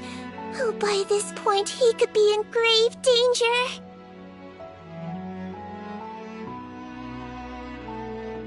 Danger? Wait, why are you looking for him again? Oh, that's right, yeah! The Marechaussee Phantom said that he's been targeted by some pretty bad people. We need to make sure he's safe. What? How has this happened? He seemed fine when I last saw him, and that was only a couple of days ago. Just happened to run into him, of course. Oh, I see. Well, do you have any thoughts on where he might be right now? Okay, but this is purely out of concern for his safety. If he's not at the Institute, he might be at his mother's place. I heard she raised him alone, that they had it pretty tough financially, and these days she's housebound due to illness. He makes regular trips back home to check on her. Oh, okay. Do you know the address? Nope, sorry. I only found out the thing about his mother because it came up in conversation once. I was just trying to find out more about him, so I could get to know him better. When I told him I had a crush on him, I offered to help him take care of his mother. And yeah, maybe that was a stupid idea, but did he really have to yell at me for it? It's like, fine, I can take no for an answer, but what's with the temper tantrum? Unbelievable. These guys only want to show you their charming, well-groomed exterior. They can't stand it when a few home truths shine through.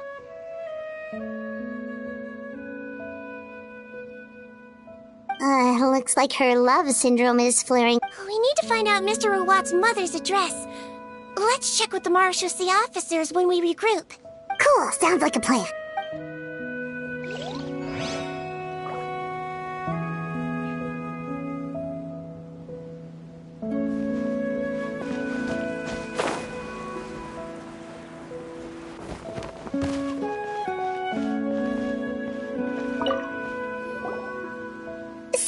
You, sir, but are you Bertram? Who's asking? Just some concerned citizens helping out the Marechaussee Phantom with an investigation. We'd like to ask you about Rawat's whereabouts, if that's okay. We're told the two of you are pretty close. Not anymore, we're not. Turns out we don't see eye to eye. Oh yeah? What happened? The thing about us researchers is, most of us do what we do for some sort of higher purpose. But not Rawat. All he cared about was how to commercialize his findings. He won't even let you work with him unless you sign a confidentiality agreement first. Also, he has better control over who gets which intellectual property rights. How are you supposed to get any meaningful research done working with a guy like that? Now that I've got my own technical solution for my compressor, I don't need to work with him anymore. So that's what Rawat is really like. We'd still like to know where to find him. Is that something you can help us with? Wait, Yeah, I know you. You're the head nurse at the Fortress of Meropide. Alright, then I'm happy to help you if I can. I respect the work you do. Medicine serves the highest purpose of all the sciences. Wow, turns out Sejuin's got some real clout. Thing is, I have no real way of knowing where he might be. I stopped working with him 2 months ago, and I've barely seen him since. But if you want my advice, I'd say go talk to the peddlers. There's a few he meets with every other day or so. Maybe they know where he's at. Peddlers? Yeah. Back when I was working with him, I noticed he met with them quite often. Wouldn't surprise me if they were involved in some shady business together, because it seemed like they went out of their way to avoid discussing anything in my presence.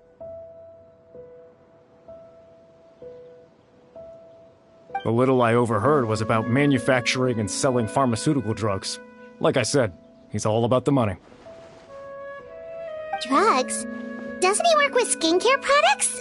Do those count as drugs? Who knows? I never cared to find out. He's the Morag rubber, not me.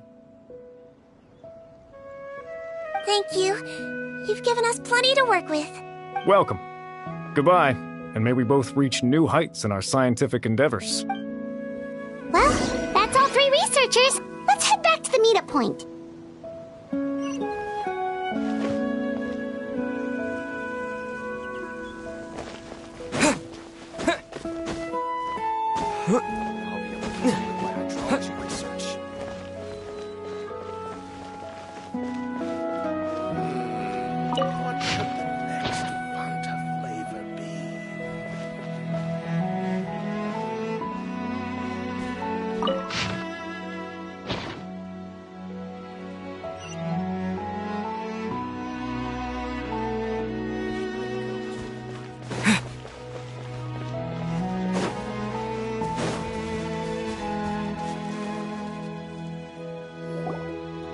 You know, Heimat started out thinking Rawat was a handsome researcher with a friendly and cheerful personality.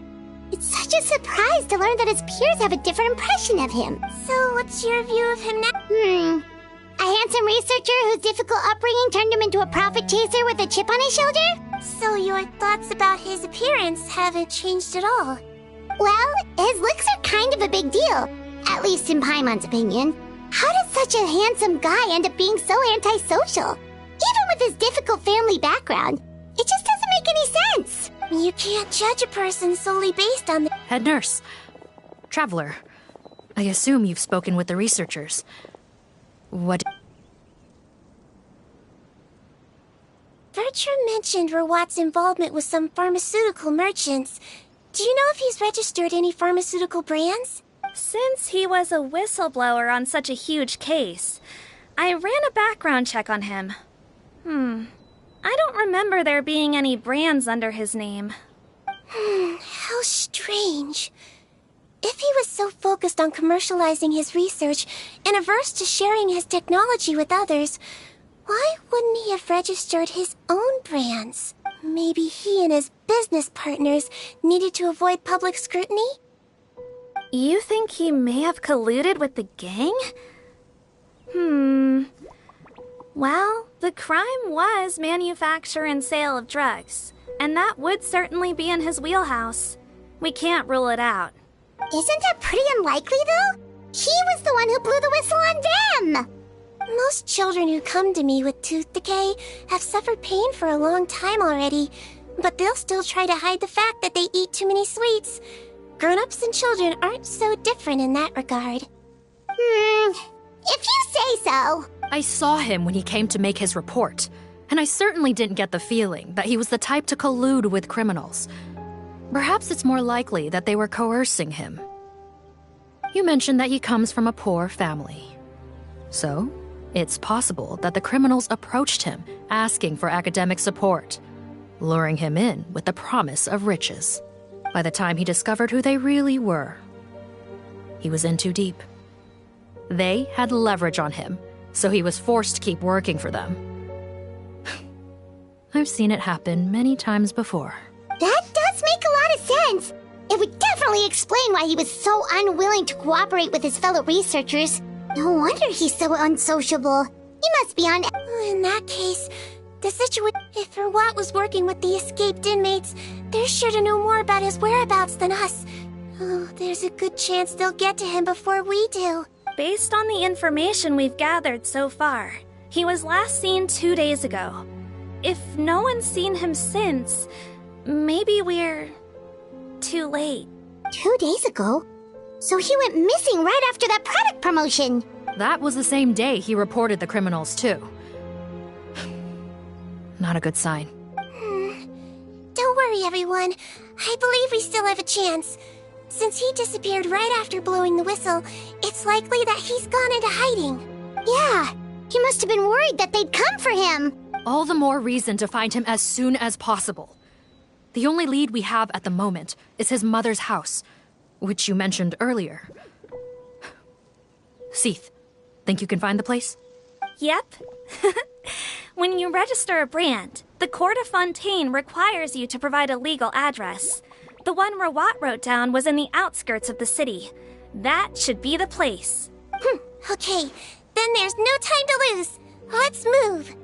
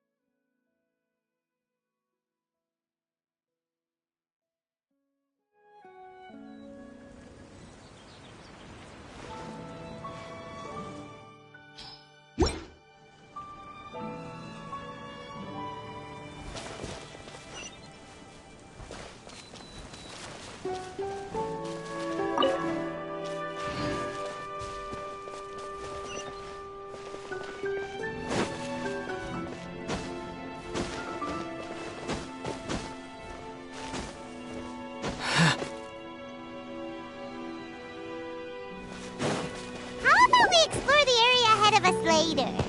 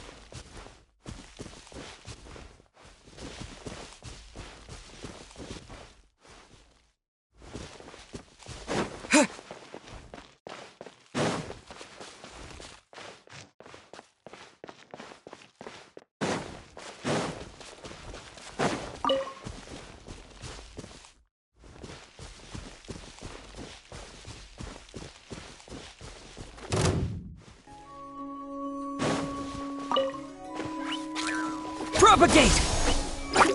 Yeah. Pyrotechnics!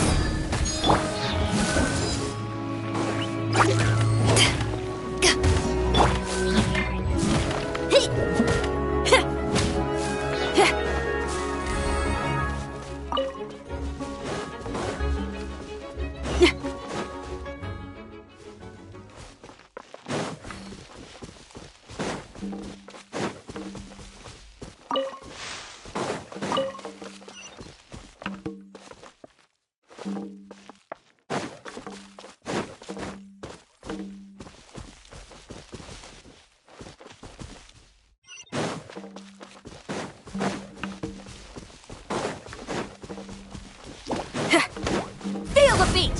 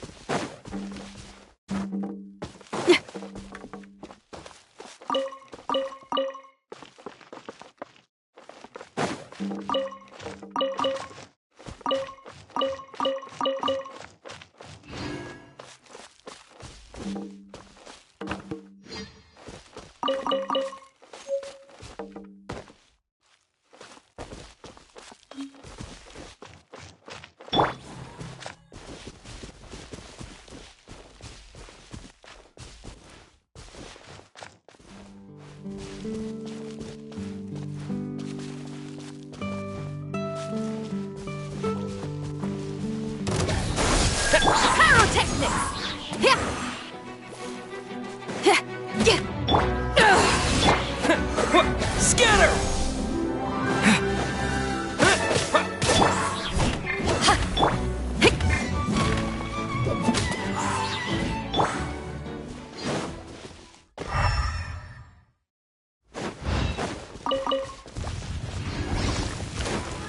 Propagate! Life goes on. Feel the beat!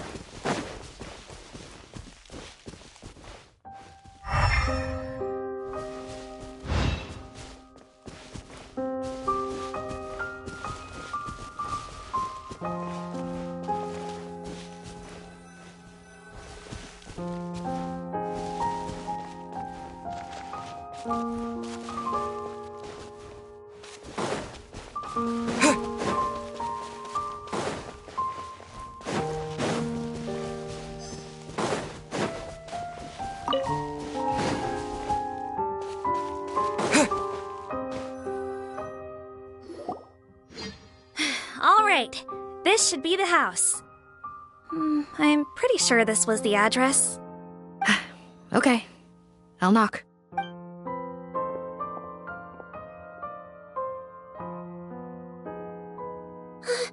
Sounds like whoever's inside has restricted mobility. Oh, it seems serious. Oh, what's the fastest way to get this door open? Break the door down? No, I'll handle it. Let the expert deal with it. There'll be a mountain of paperwork if we damage a citizen's property.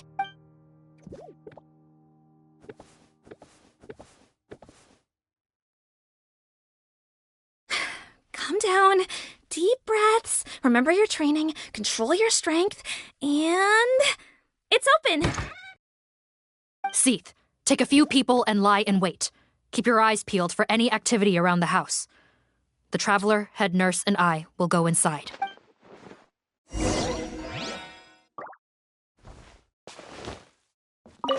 No! Don't look this way!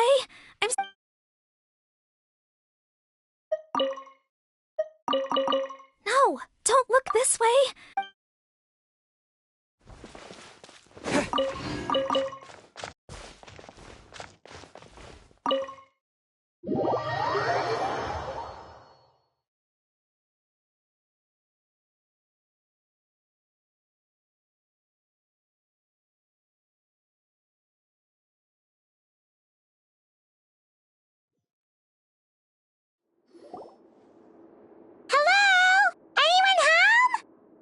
Oh, there.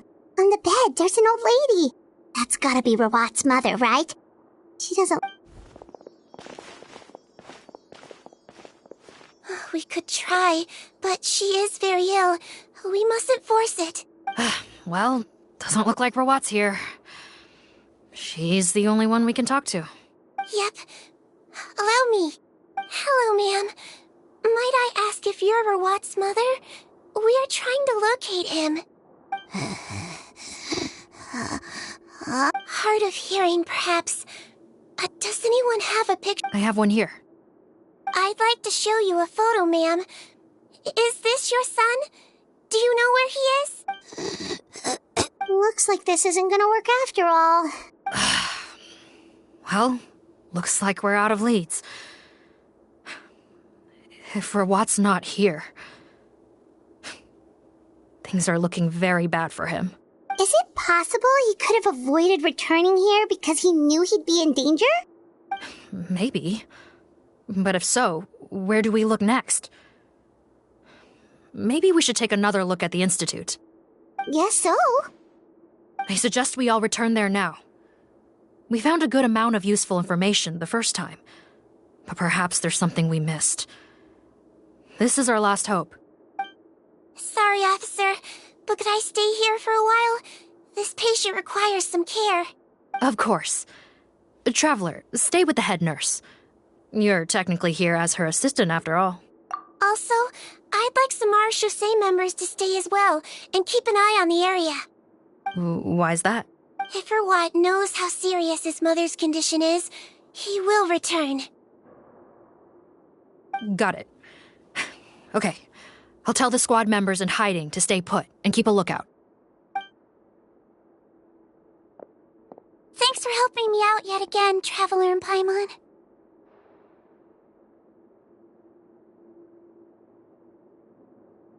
No problem.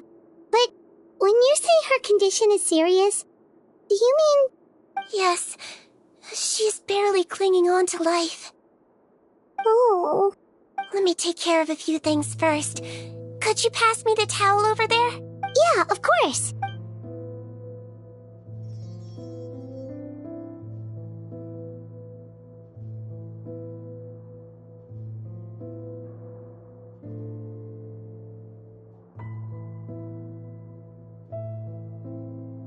I can tell that her family has tried a lot of different treatment methods, including some very expensive medicines. Unfortunately, her condition is so multifaceted that a recovery looks all but impossible. Seedwing. Paimon bets being a nurse must be pretty tough at times like this. Yes. It makes me a little sad. In Amelazine's eyes, a human's birth, aging, sickness, and death are as much a part of natural law as sunrise and sunset. But human medicine can defy that law to some extent. In that sense, it is a science of miracles. That is why I became fascinated with it in the first place. But it was only after I truly became a doctor that I realized miracles don't always happen. Even the greatest doctors cannot cure all diseases. Seedwing. Well, don't worry about me, Paimon. A doctor's duty is not to cure all diseases, but to treat whatever ailments they can. At the very least, I can lower her fever. That way she'll suffer less, and she might even be able to see her son. Yeah, all the more reason to find Rawat as soon as possible, even if we don't catch those crooks. Oh, her fever is getting worse. Could I get some hot water? Sure, we're on the case.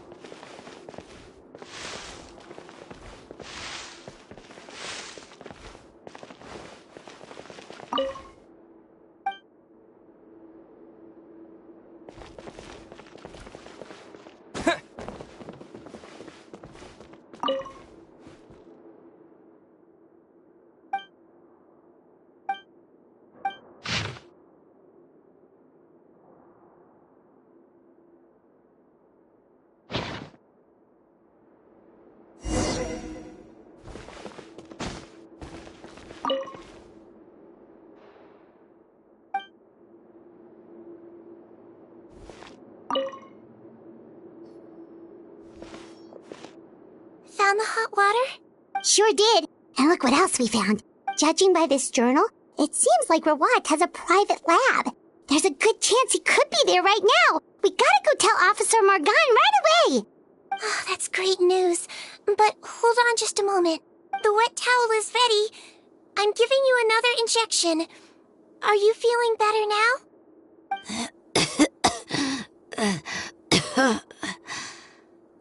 It's all right. We'll go bring him back. Please hang in there. Thank you.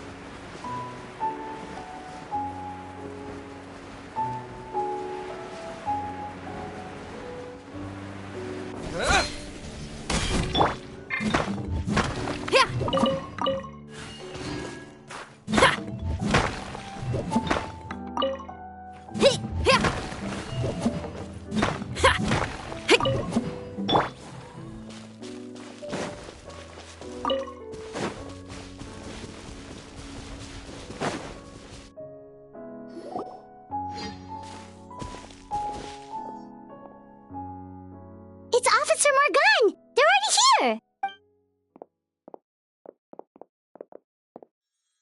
We came as soon as we heard the news. I can't believe we were so careless. The most crucial information of all was hiding right there, in that room. And we missed it. Don't blame yourself. Right now, we need to focus on finding a way in. There's a mechanical door over here! Hopefully the instructions in Rawat's journal will help us open it.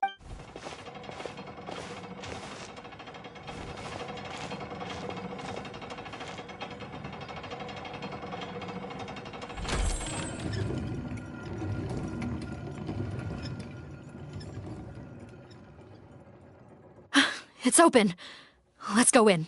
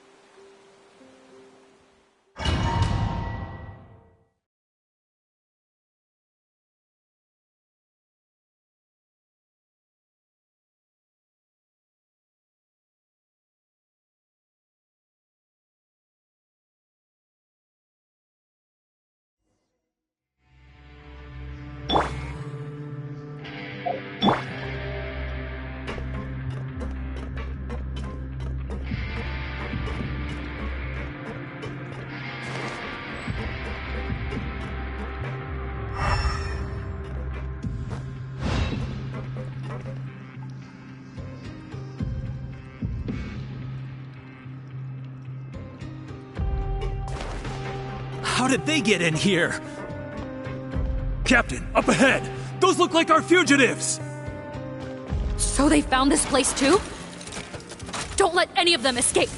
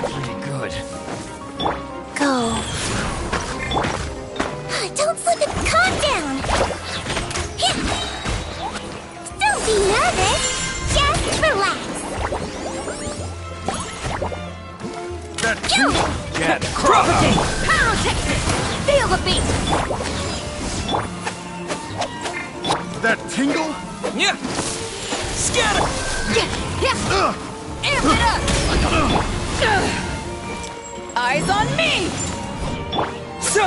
Hot fries. Orders given. Orders received. Propagate! Picked the wrong test subject.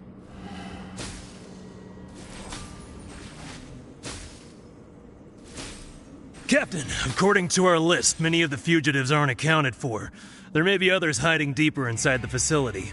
Ah, so these guys were just the lookout crew. The Marashose Phantom!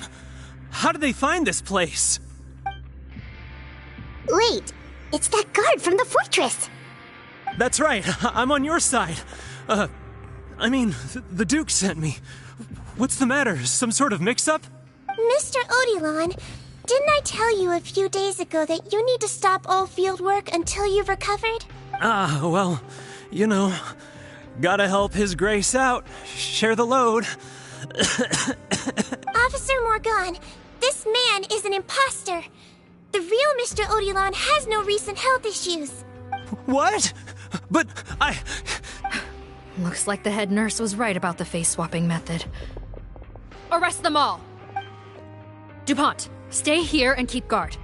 And watch the exit. If we're not back soon, call for reinforcements. Got it.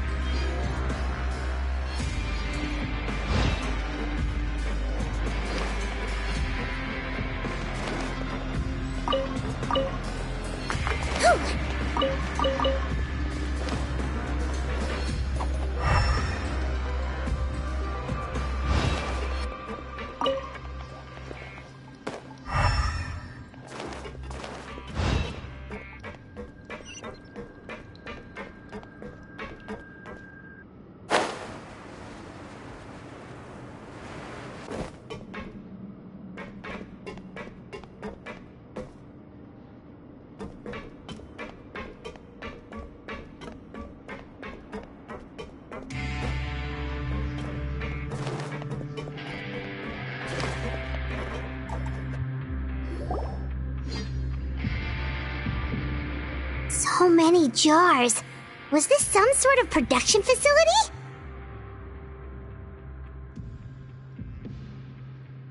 This scent, it's probably the ingredients used to make butterfly dew.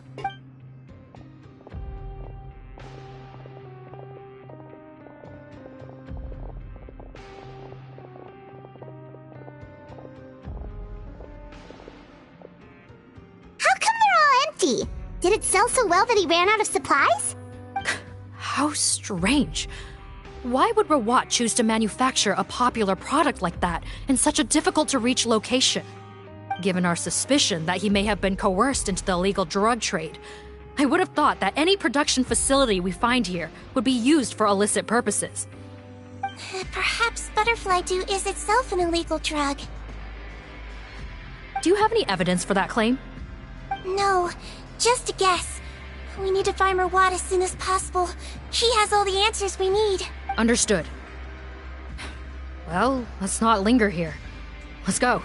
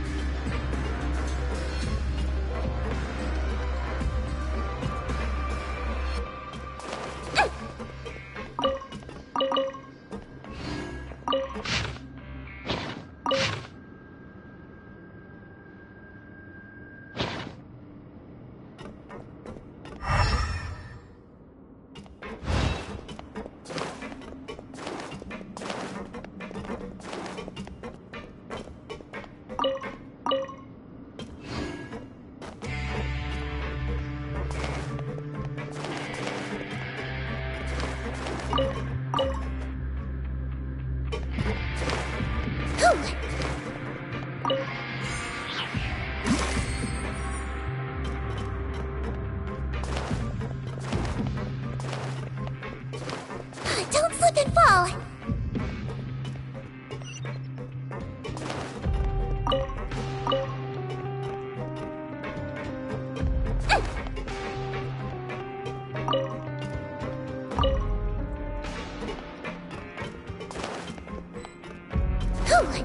like we're gonna get this door open. Let's find another way around.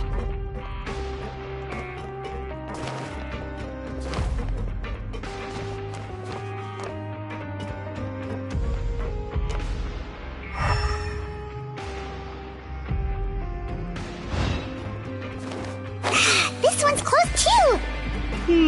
What's with those carts and tracks? Oh, maybe it's one of those doors that opens when it senses cargo passing through. There's a loaded cart right over there. Let's bring it to the door and give it a try.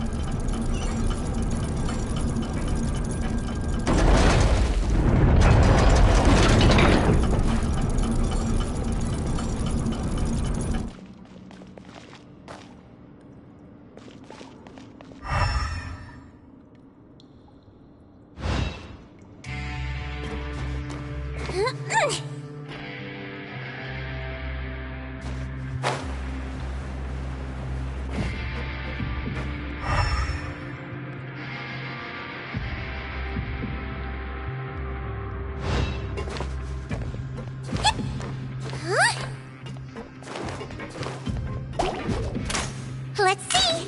Yeah.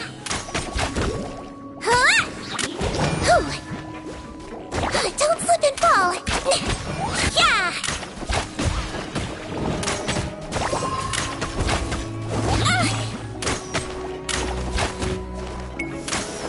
Calm down. Pyrotechnics. Life goes on.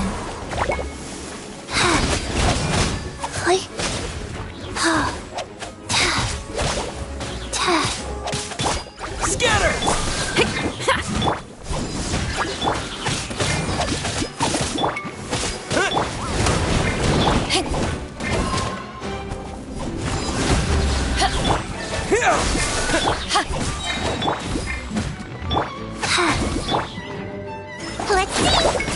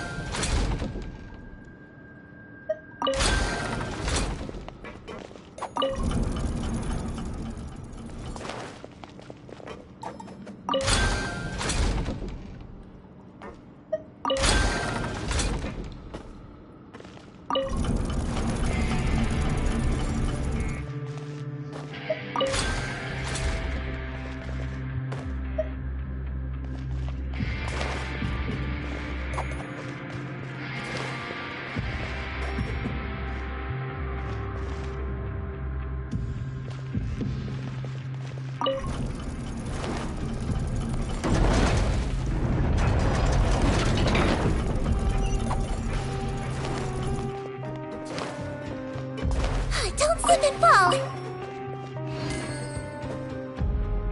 Whew.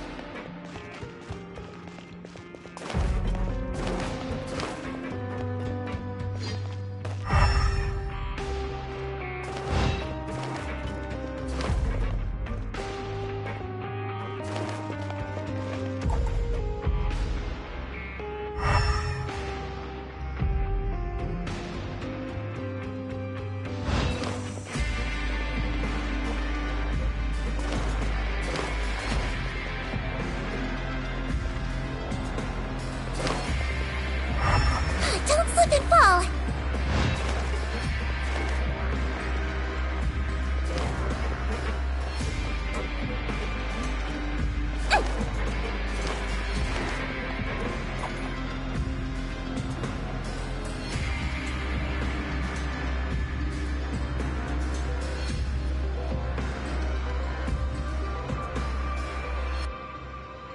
This room's much smaller than the others.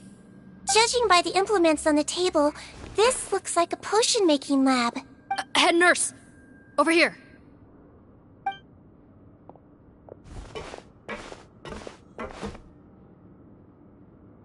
Let's see. Huh? Robot's clothes. Why would he change here? Perhaps they stripped him down, left the clothes behind, and disposed of him somewhere else? Yikes, Deedween, where did that come from? Oh, what a tragic way to go. Especially with such a bright future ahead of him.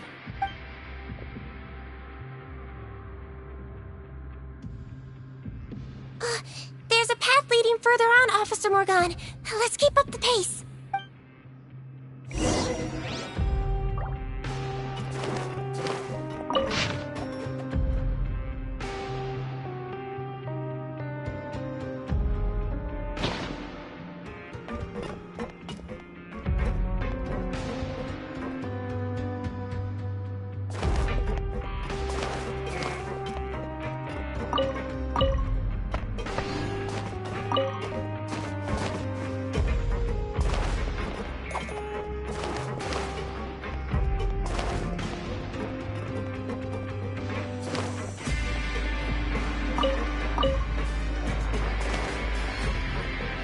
Don't slip and fall!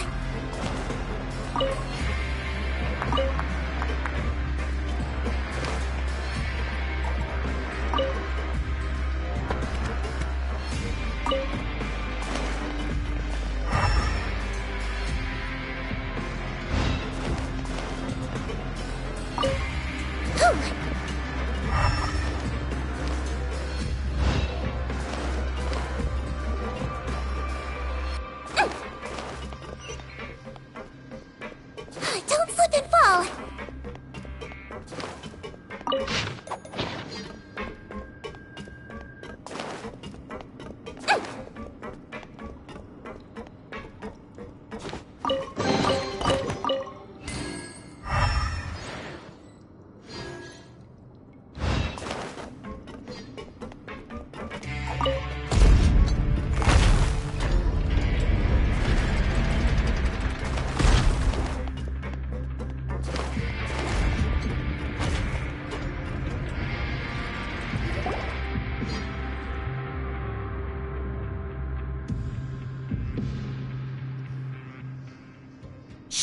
There's a whole bunch of people in there.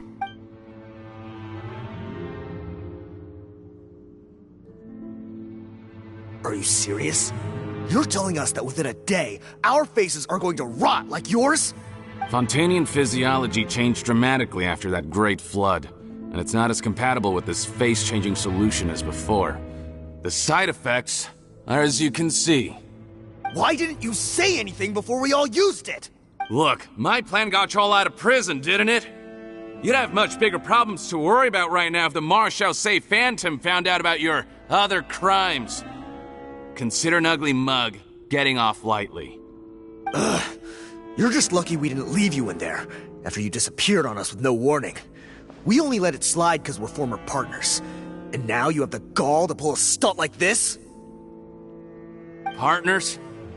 Make no mistake, each of us is only looking out for himself. If you place too much trust in others, well, I'm afraid that's your problem. You hid things from me too. Remember how you each had a spare potion? You kept quiet about it until we planned the prison break? Oh, and you didn't have a secret spare? Then do you want to explain how you melted your face off before all this? Guys, that's enough. Calm down. It is what it is. Arguing won't change anything. What's the plan, Parton? I'm assuming you brought us here for a reason? There is no plan. We followed him here on the promise of more juice, but it turns out there ain't a drop here. Besides, what does it matter now anyway? He already said, even if we did get our hands on more of that stuff, switching faces again solves nothing. They're still gonna melt off eventually. I said enough arguing! Parton, tell us the plan. The most practical solution is to continue using the potion. Keep switching to a new face before the ulcers can start forming. Are you kidding me? This stuff was hard enough to get a hold of even when we had a supply. Now you're asking us to use it like skin lotion, after the flood all but wiped the supply out? Well, there is another option. But you'll have to make a deal with me first. Okay, now we're talking. What's the deal? I have a document I took from that researcher that details how to make a replacement. Just give me one bottle of the undiluted fluid, and I'll get to work. What's the problem? I thought you always kept reserves. Or do you really just have one spare bottle each? What do you think? That we were shipping them into the fortress of Meripede by the basket load? Well then, say hello to never showing your marred faces in public again. Ugh, I've heard enough! Get him! Let's see if that document even exists! Freeze! Marshosei Phantom! What? Who let them in? Officer Morgan, before anything else, please find out Rawat's status. Rawat? I don't see him. Hand over the hostage now, if you want any chance of avoiding an extension to your sentences. Spare us your condescending attempts to coax us back to our cells. You think we're looking to negotiate? Rawat is dead. Parton? Arrest them all! Don't let anyone get away!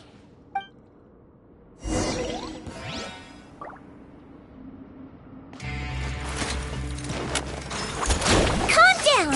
I swear, it's for medical research! Yo! Scatter! Germinate!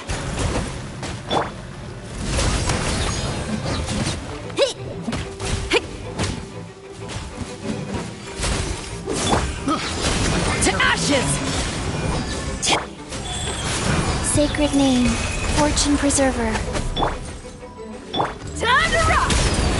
Pyrotechnics! You might feel a little prick. Let's see! Oh!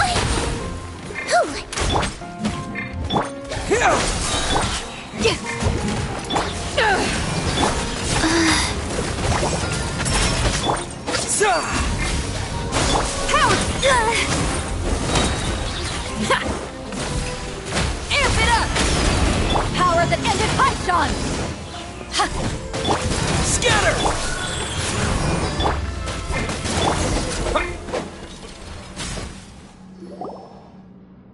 Huh. Gotta say, I never expected to see the head nurse in combat. Some patients respond better to a more aggressive treatment plan. Did we get everyone? Captain, we finished the head count. Potton's missing. Over there! The door's closing!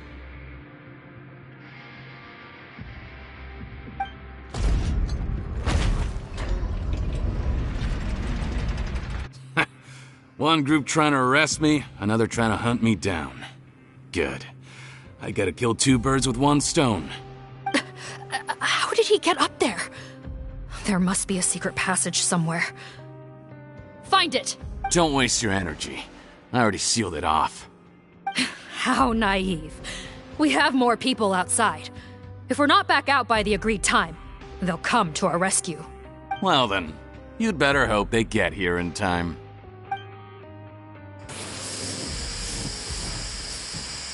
There's some kind of gas leaking from the pipes. Be careful, it's poisonous. This is our distribution center, where we store the product derived from our source solution. We had to use special fire prevention methods to prevent contamination. The pipe network here was designed to emit a gas for firefighting. One little modification later, and it makes an efficient death trap. Why would you do this? Your partners are here too. Oh, please. If they can't supply what I need, they're of no further use to me. Besides, I can't have them exposing my potential whereabouts. He's a maniac! Come on, we gotta find a way to open that door! Go ahead, struggle in vain. Once the last of you croaks, no one will ever find me again. So long! Are you sure you're ready to leave, Potton? You haven't changed your dressing today. You can't cure my face. Just give up. And what if I could? Nice try. You're just trying to stall me. Don't you worry about me. I'll find a way to cure my face once I get out of here. Oh, I doubt it. After all, Fontanians can no longer dissolve in primordial seawater. What the... How did you... The key component of the face-changing potion is the fluid left behind by dissolved Fontanians. It might look like ordinary water, but it has some unique elements in it. Before the flood, all Fontanians were oceanids, physiologically speaking. A potion made from that fluid could dissolve and reconstruct the face of a Fontanian in much the same way as hydroidolins change form.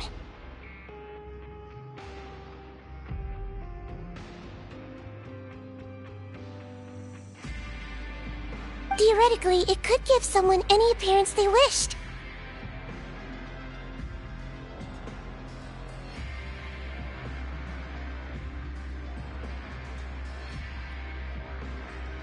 But since the flood, Fontanians have become true humans. They can no longer provide the source material for this potion, nor reap its benefits. Are you saying this potion is made from Fontanians dissolved with primordial seawater? Then their crimes are far worse than I thought. How could you know all of this? No, wait. Of course! Well, well. So that's why you have a human appearance. It also means that I have a formula you're unaware of. The air's getting thicker. It's getting hard to breathe.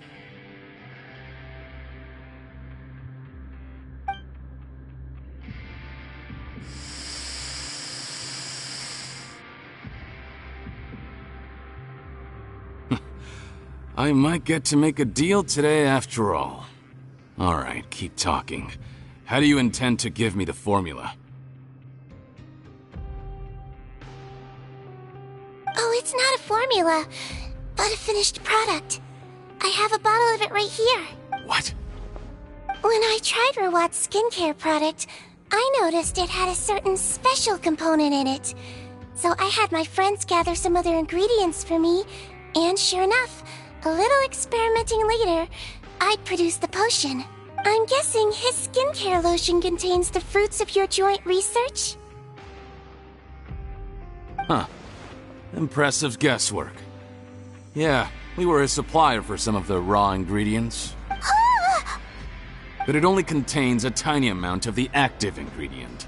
The effect is minuscule compared to the undiluted fluid. Well, I found a way to reverse the dilution process, giving the skincare lotion a similar effect to the fluid it is derived from. That's impossible. If I tell you some of the ingredients, I think you can figure it out. First, you need to combine tainted hydrophantasm tissue with transoceanic pearls at a ratio of around 3 to 7. Tainted hydrophantasms and transoceanic pearls. I see. Can't believe I never thought of that. So, can we make a deal?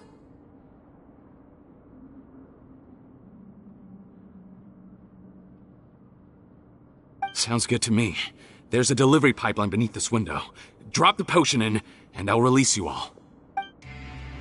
Nope, not trusting you that easily. You're like those naughty kids who try to hide their illness. Open the sluice gate first, then I'll hand you the potion. Even if you're not bluffing, your potion won't cure my face permanently. You really think you have any leverage here? I'm not closing the valve this time. Clock's ticking. Fine, then I'll just stand here with the potion in my hand. And when I faint from the poison, I'll drop it and it'll be destroyed. No.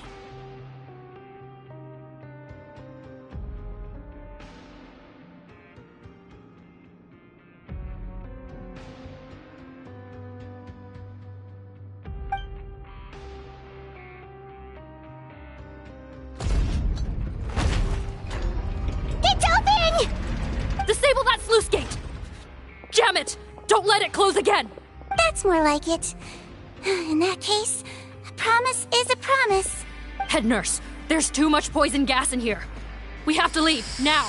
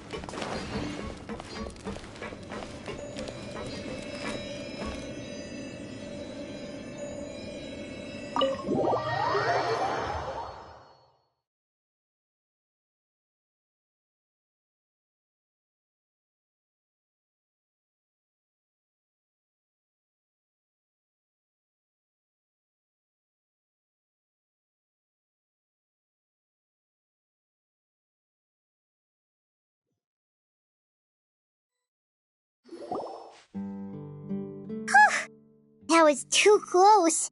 That button is a real nasty piece of work. Oh, don't be too quick to sit down. Moving around a little will help relieve the soreness. Same goes for you, Traveler. Oh, but Paimon, you should be fine, right? Flying fast is pretty tiring too, actually.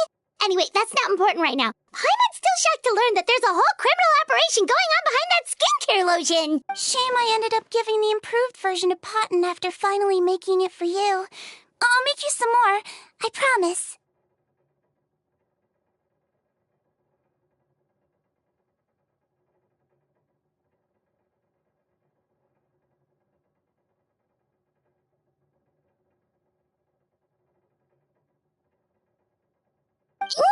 No, please don't. Paimon doesn't want to use that stuff anymore. Still, it was a pretty good job that Paimon wanted to buy some in the first place, huh? It ended up saving everyone's lives. That's gotta count for something.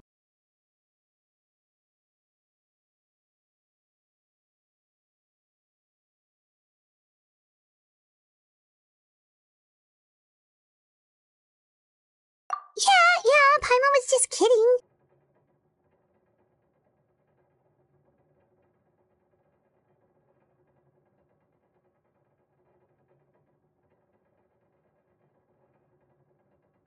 Head nurse, I've done a final head count of our team and the criminals.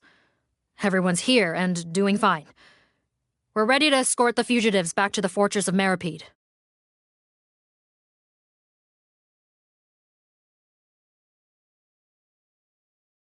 It's a shame that we didn't find Rawat. At this point, I'm afraid he's probably deceased. What a horrible bunch. Especially that Potten guy. If he had made good on that deal, we'd all be dead because of him. No, we wouldn't. I always keep a whole bunch of antidotes on me for emergencies, and one of them neutralizes that poison gas. We'd have been fine, even if you hadn't opened the gate. What? Then why did you give him the potion? If this is true, I must concur. Sorry to be blunt, but I think you made a bad decision by handing him that bottle.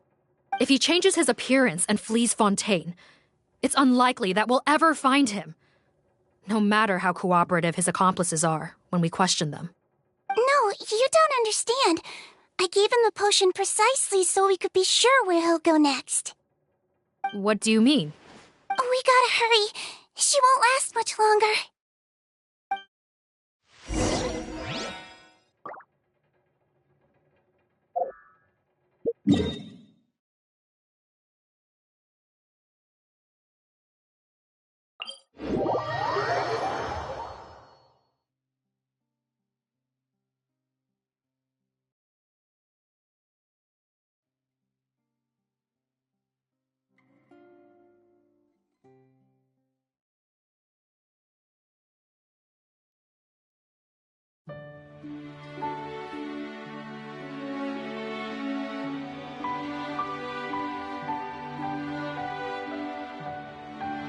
One, two, breathe. 3, 4, and 1.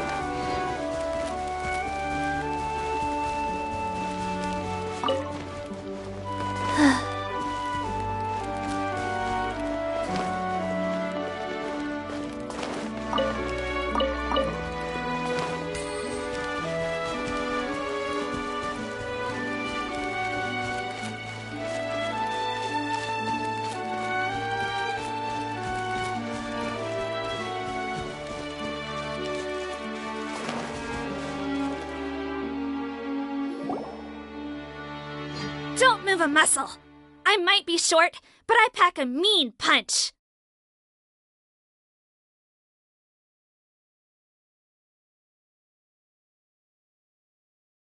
Captain? You're just in time. While I was lying in wait, I spotted this crook snooping around, trying to find a way in. So I detained him. Oh, his face. Are you... Potton? So this is where you were heading, huh? What? This is how Potton looked before his face was marred. His current appearance matches the mugshot on his arrest warrant. I see. Wait, so what's going on? Wasn't the whole point of the potion to disguise himself and escape Fontaine? Why would he change back to his original face and run right into our trap?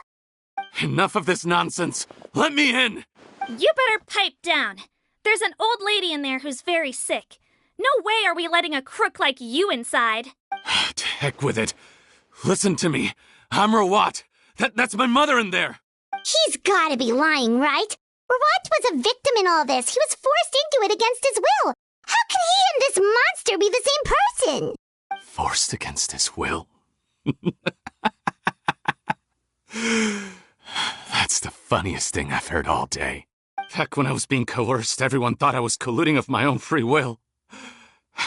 And then when I actually became a criminal in my own right, you all suddenly thought I must be under duress. Amazing what a difference a handsome face makes. Save us the speech. Explain yourself. You want an explanation? Fine. I'll tell it how it is. When I was just Potton, the whole world treated me with contempt. Ew. What do you want? Get away from me. Women despise me. Collaborate? You don't look like much of a researcher to me. My peers scorned me. Mr. Potton, was it? I'm most interested in your research. Consider my offer carefully. I doubt you'll find other investment opportunities.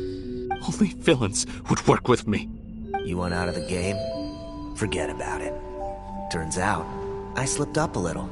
Left your picture with some marechaussee phantom officers. Easy mistake to make. Now they've listed you as an accomplice and drawn up an arrest warrant. So I suggest you put any thoughts of running away to rest.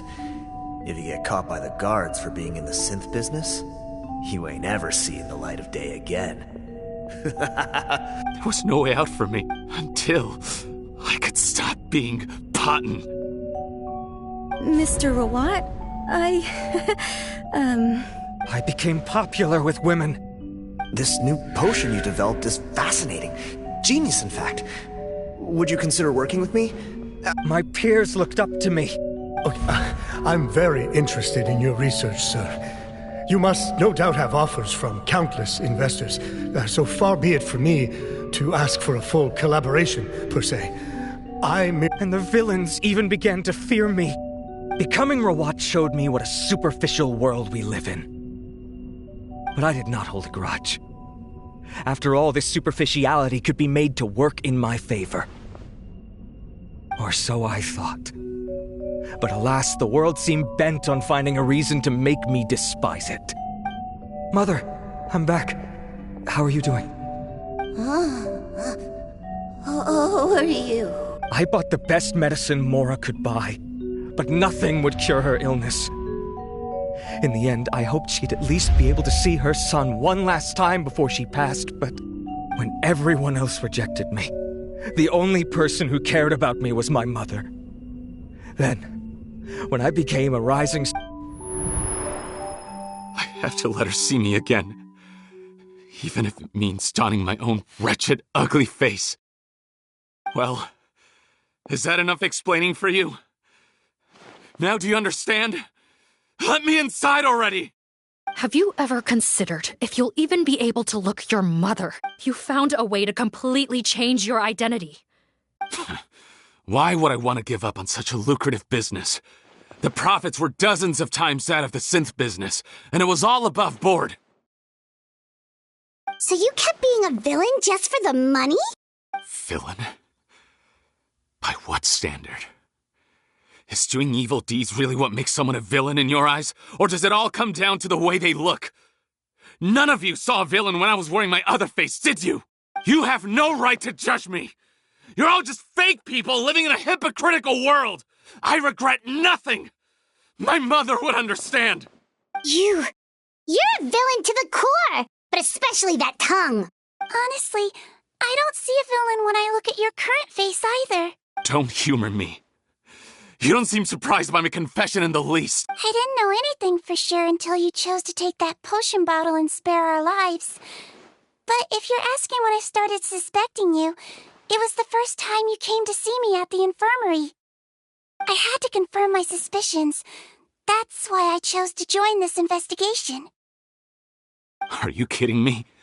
A young, promising researcher and a wretched criminal? What on earth gave you the idea that they could be one and the same person? Well, there were no visual clues. This potion's face-changing effects are very powerful. Even as a Melazine, I couldn't see through the disguise. But I believe I understand humanity a little better than most of my kind. Humans have certain fundamental qualities that do not change with their appearance. Fundamental qualities, huh? So you think you're the one who's seen through me, do you? Most people probably don't know this, but I think I can guess what your deal is. Melazine constitutions are very close to that of water, so it stands to reason that the potion should work on them, too. You use it yourself, didn't you? That's why you have a human appearance. Seedween?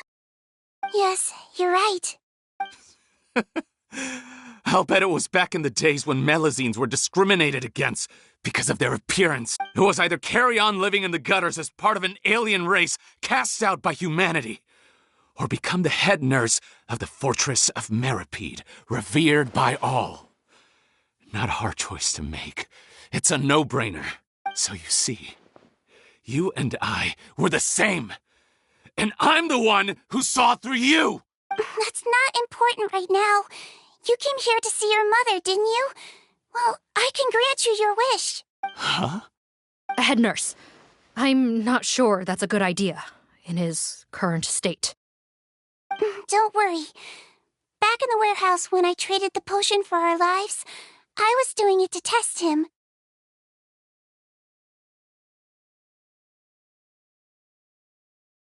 He was willing to risk sacrificing his only chance of escaping capture by opening the gate in exchange for the potion. Also, he could see his mother again. If nothing else, his concern for his mother is genuine. I see. So before you arrest him, please allow him to see his mother one last time. The Traveler and I will accompany him. You have nothing to worry about. All right. I understand.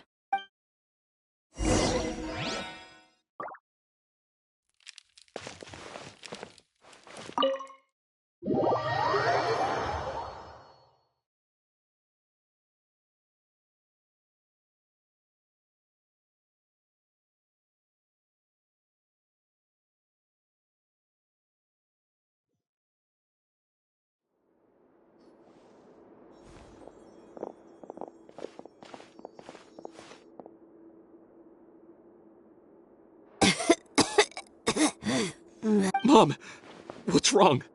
I'm sorry, but I have some bad news. I examined your mother. What? Your appearance no longer has any bearing on her ability to recognize you. No, it can't be. Please, Mom, open your eyes. I've done so much to get to this point. No. The temperature of his palm must have changed. I'm sorry. It seems I couldn't bring him back to you after all.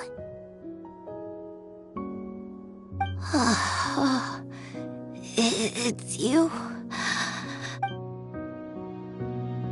Oh, of course. Mom, why will you answer her and not me? Why? No more questions, Potton. She's gone. Mom? I'm sorry to say this, Potton, but you and I are not the same.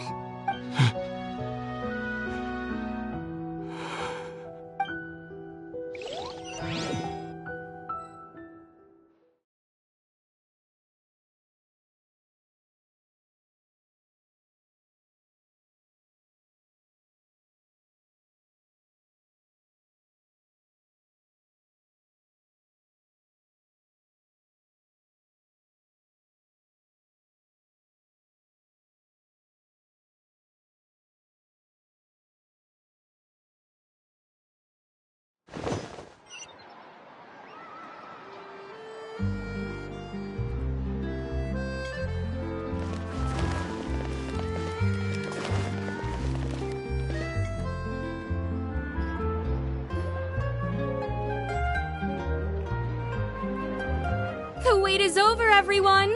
The sale of our new skincare product. Another skincare promotion! And it's selling as fast as last time. Oh, Seedween's here too! Hey, Seedween!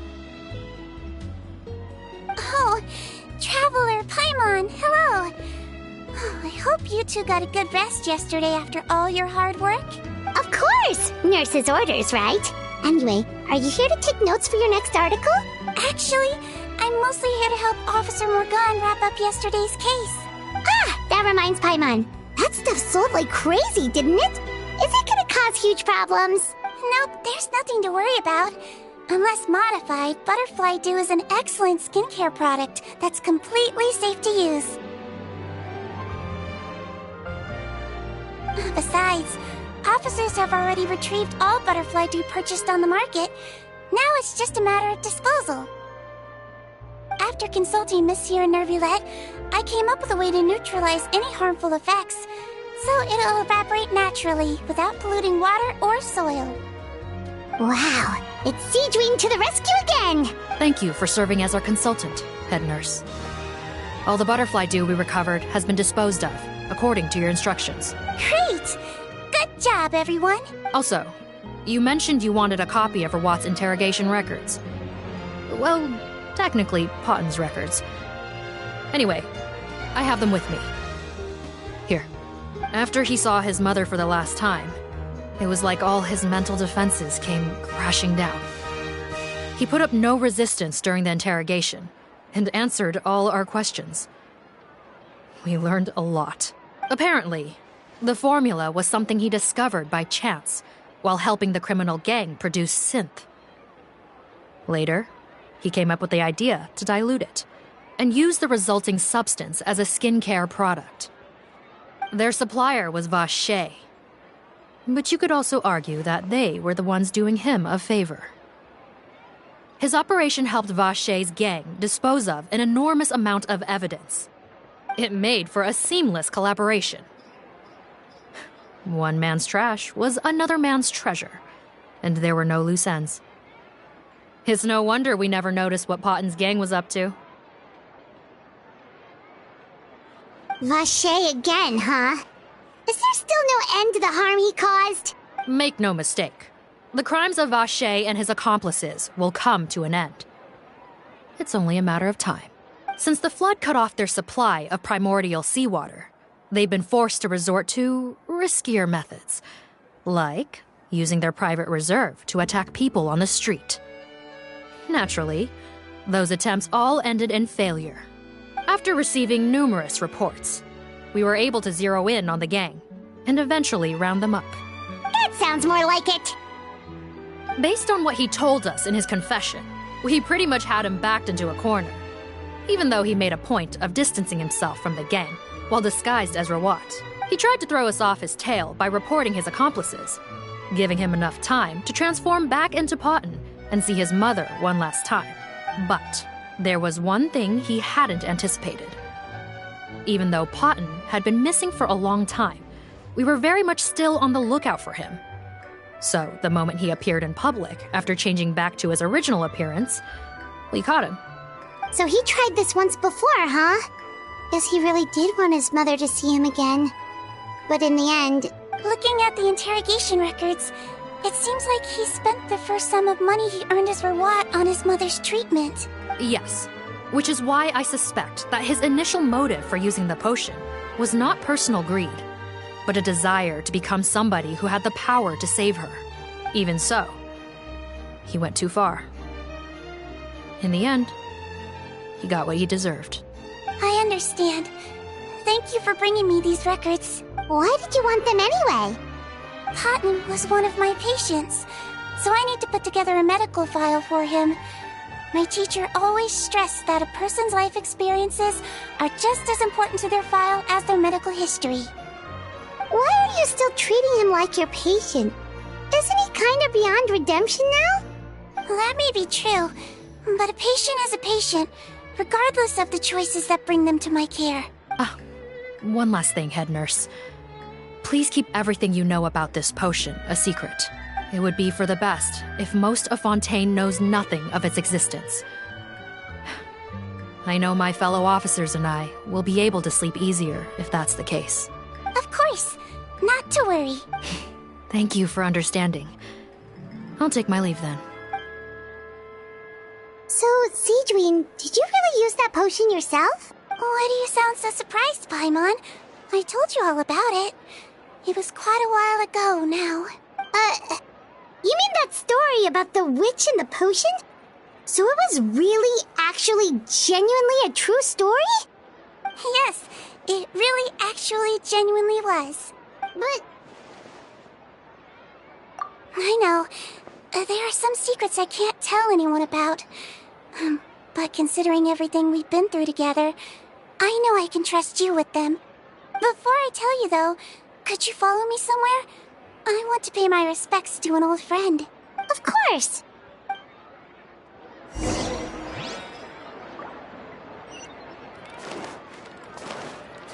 Faster? Okay.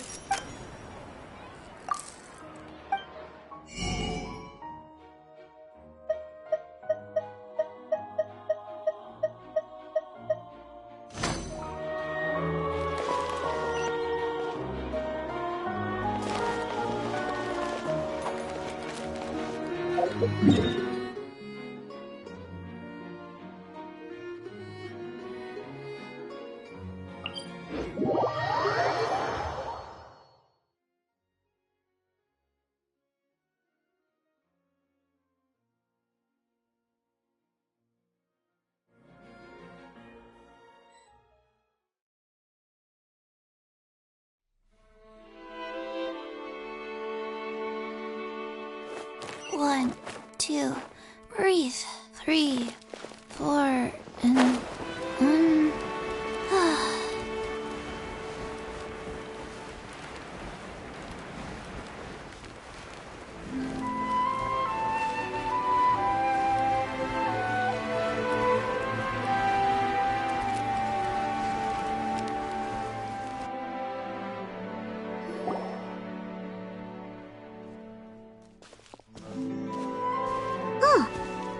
Captain Risley. They're here too.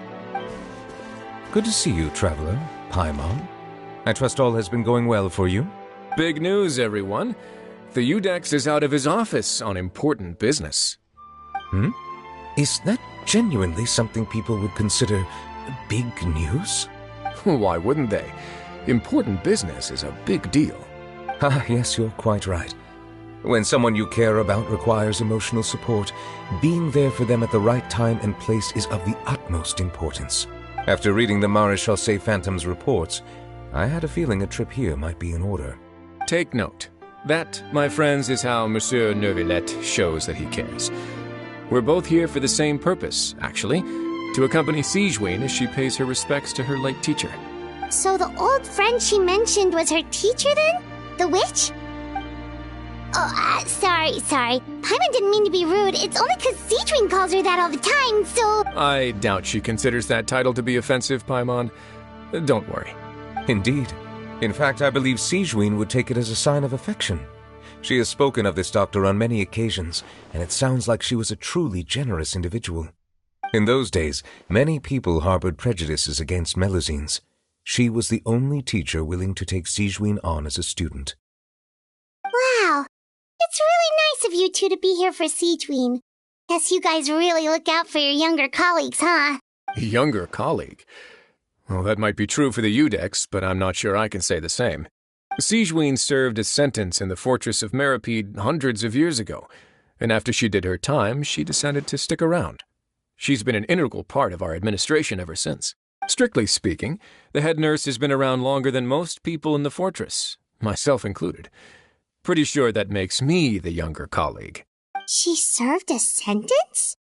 Yes. Long before I became Udex, there was an ancient law in Fontaine that prohibited any attempt to transform another species into a human. Initially, I and most researchers believed this law to have been imposed due to ethical concerns. But now, it seems more likely that the law was nothing more than an insurance policy, a way for Egeria to ensure that her people would remain insulated from the truth, thus enabling them to lead more straightforward, happier lives. Ignorance is bliss, as they say. Sigewinne had her reasons for choosing to obtain a human form, but the act was nonetheless in clear violation of the law. Could you tell us a little bit more about what happened back then? Certainly. Sigewinne does not object to her close friends learning about her history. In fact, I first learned of it myself because she confessed the truth to me of her own volition.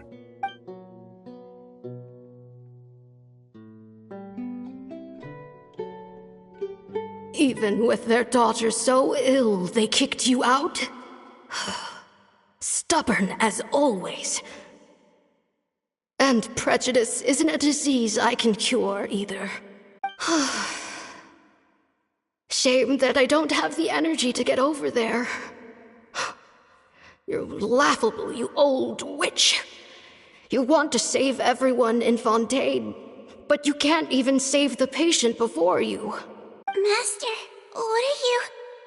I discovered a strange disease, one I suspect that every Fontainian suffers from.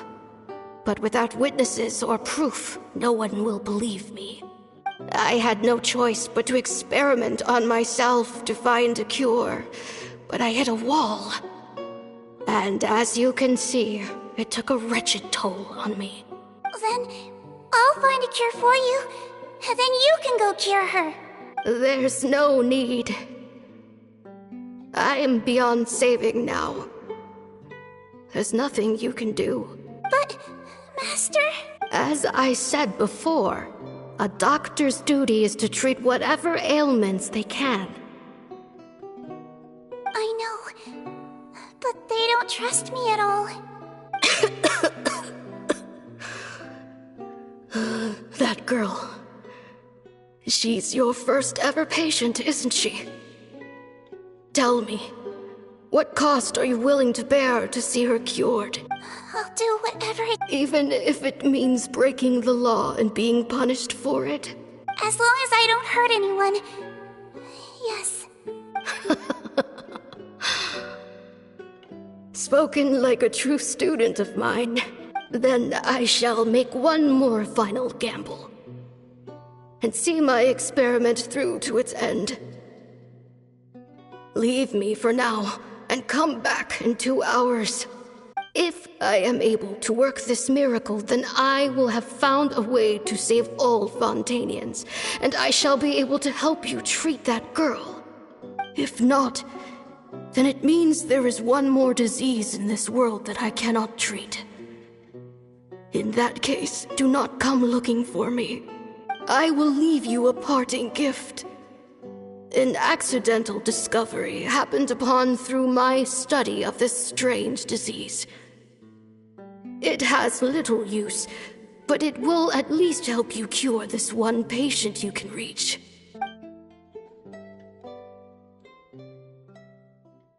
When sebbu returned, the miracle had not occurred. She found a potion bottle and a note on the table. After using the potion as instructed, she gained her current form, breaking Fontaine's law in the process. And after I had confirmed the veracity of the events, I gave my verdict. So that's what happened. I fear sebbu only understood the full story after the truth about the dissolution of Fontanians was uncovered. When I reflected on all this with that knowledge in hand, I felt a deep sense of regret. As I use the law to uphold justice, there are times when I cannot help but acknowledge its ruthlessness. After the final details of the events surrounding sebbu's transformation came to light, I checked several sources and, thankfully, the legal code does not require sebbu to shoulder any additional punishment.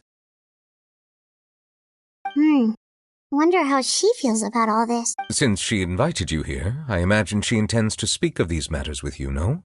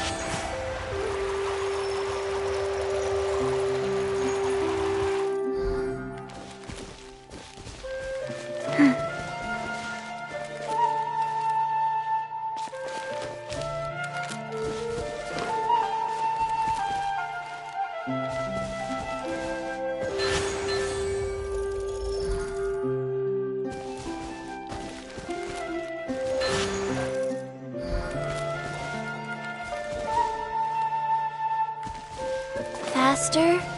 Okay, faster.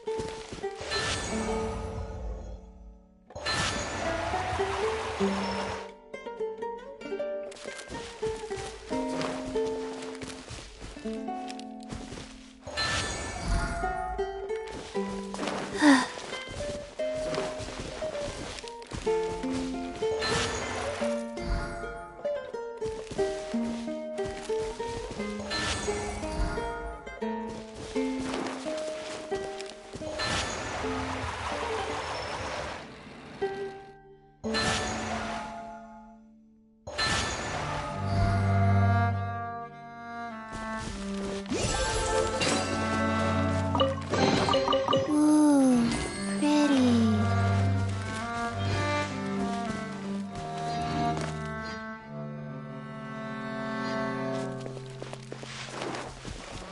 Faster? Okay, faster.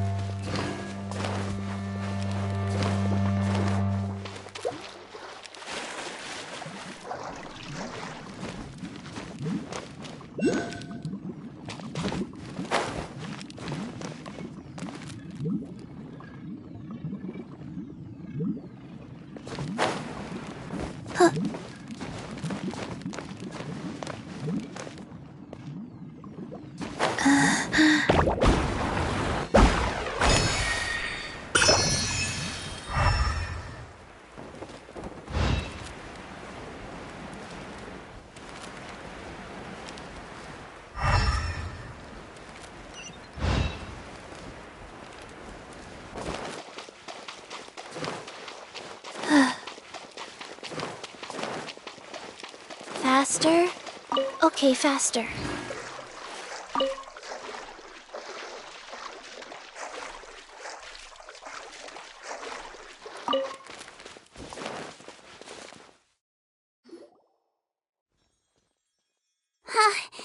You're here. The old friend I mentioned was my teacher. When she passed, her body was nowhere to be found. All that's left of her is an empty tomb. And even that's deep underwater now. Seedween, the witch who gave you the magic potion, she was your teacher, wasn't she? Sounds like Monsieur Neuvillette filled you in. After learning the truth, it must have been hard to process, huh? Well, to be honest, after I realized what really happened that night, my first thought was that it kind of made sense. It seemed exactly like the sort of thing she would do. But she was planning to sacrifice herself and never told you. That's just who she was. If lying is what it took to get a kid to take their medicine, then that's what she'd do. Alright, but why did you turn yourself in? I broke the law, simple as that. My teacher made her choice, and I made mine. True. It's just, the way Patton framed it when he was asking you all those questions, it made Paimon really mad. You're not like him at all, and everything Neverlet said confirms that. And yet, you were still convicted and thrown in prison. It just feels so unfair. Unfair? I happen to think just the opposite. If I hadn't served that time, I'm not sure I would have been able to stay strong when he was questioning me. What makes you say that? I knew you'd be curious. Let me tell you a story. The verdict came down. This Melazine is guilty. Deudex defended the authority of Fontaine Law, but he did not confiscate the Melazine's medical kit. And so, the Fortress of Meripede gained a new little doctor. She still wore her hood and raincoat, even though it never rained in the fortress. Perhaps thanks to her human appearance, no one refused her treatment. She treated more and more patients, and her sentence grew ever shorter. Finally, the people of the fortress could not live without her, and though her sentence ended, she did not leave them either. Then one day, she received an invitation from the outside world. The location seemed familiar, and when she arrived, an old lady was waiting for her. She saw right through the Melazine's disguise, but didn't reveal it. Instead, she asked a question. Tell me, why do you think you gained the respect of so many people, despite being a Melazine? Because I look like a human? It's been 50 years, Sejuin, and you haven't aged a day. I think everyone knows you are not human. I finally found you, after all these years. I still remember, you know. It was you who saved me that night. But how? I was no longer a Melazine by then. Does it really matter if you're human or Melazine? I remember the warmth of your palm. It's quite unmistakable. And you know what? It hasn't changed one bit. You don't have to hide anymore, Sejuin. These days, everyone wants to make friends with Melazines. And I think that it's all because of you. I'm sorry I couldn't say this until now, but thank you, Dr. Melazine. Now that's an ending Paimon can get behind. After hearing everything Patton said, I wanted to tell him that it didn't matter who he looked like on the outside. But it was too late. The warmth in his palm had already disappeared. I tried to treat him, but the roots of his problem had nothing to do with his face. I understand. Thanks, you two. I appreciate you being here for me while I talk this through. Oh, it's nothing. Our pleasure. Oh, there's one more reason I invited you here. It's about time I finally give you what I promised.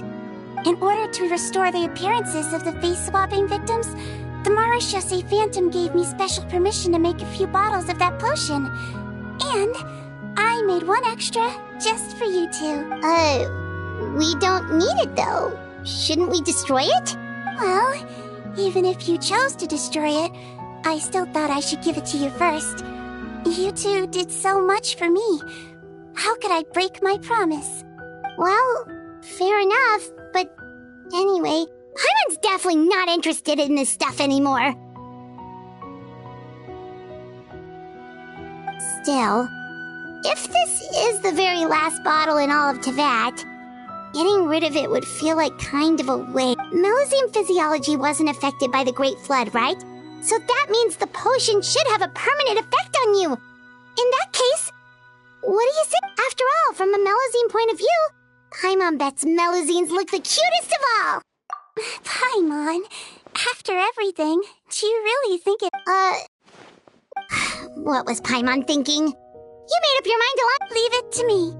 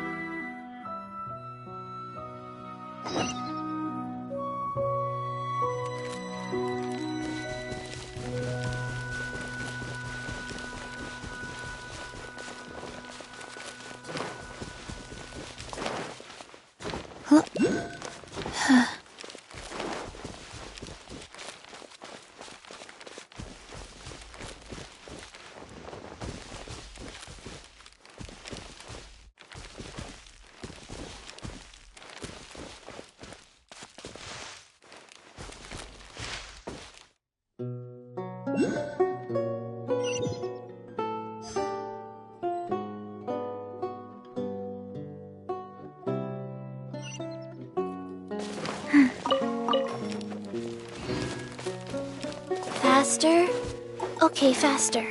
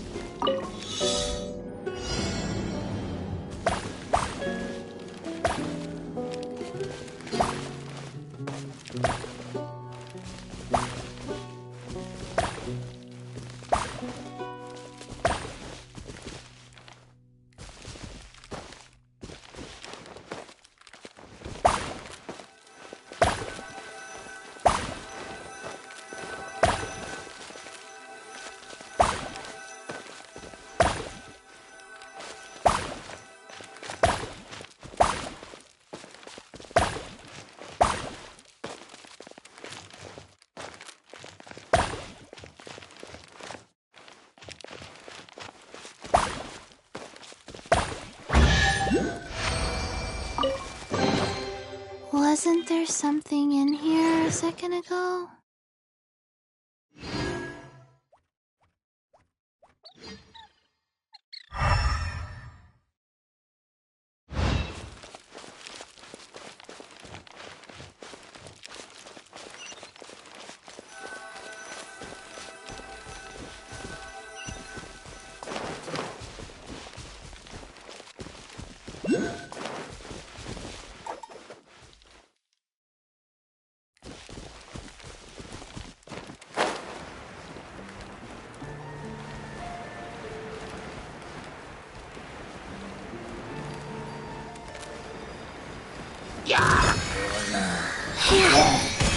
Propagate!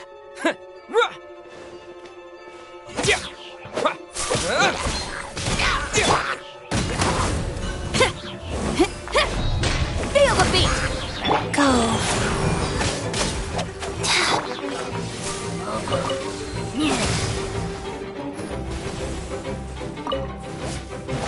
Scatter!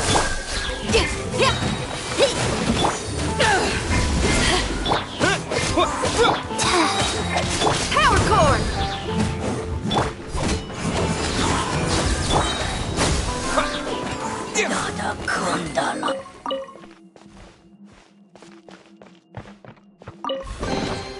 I'll keep this close.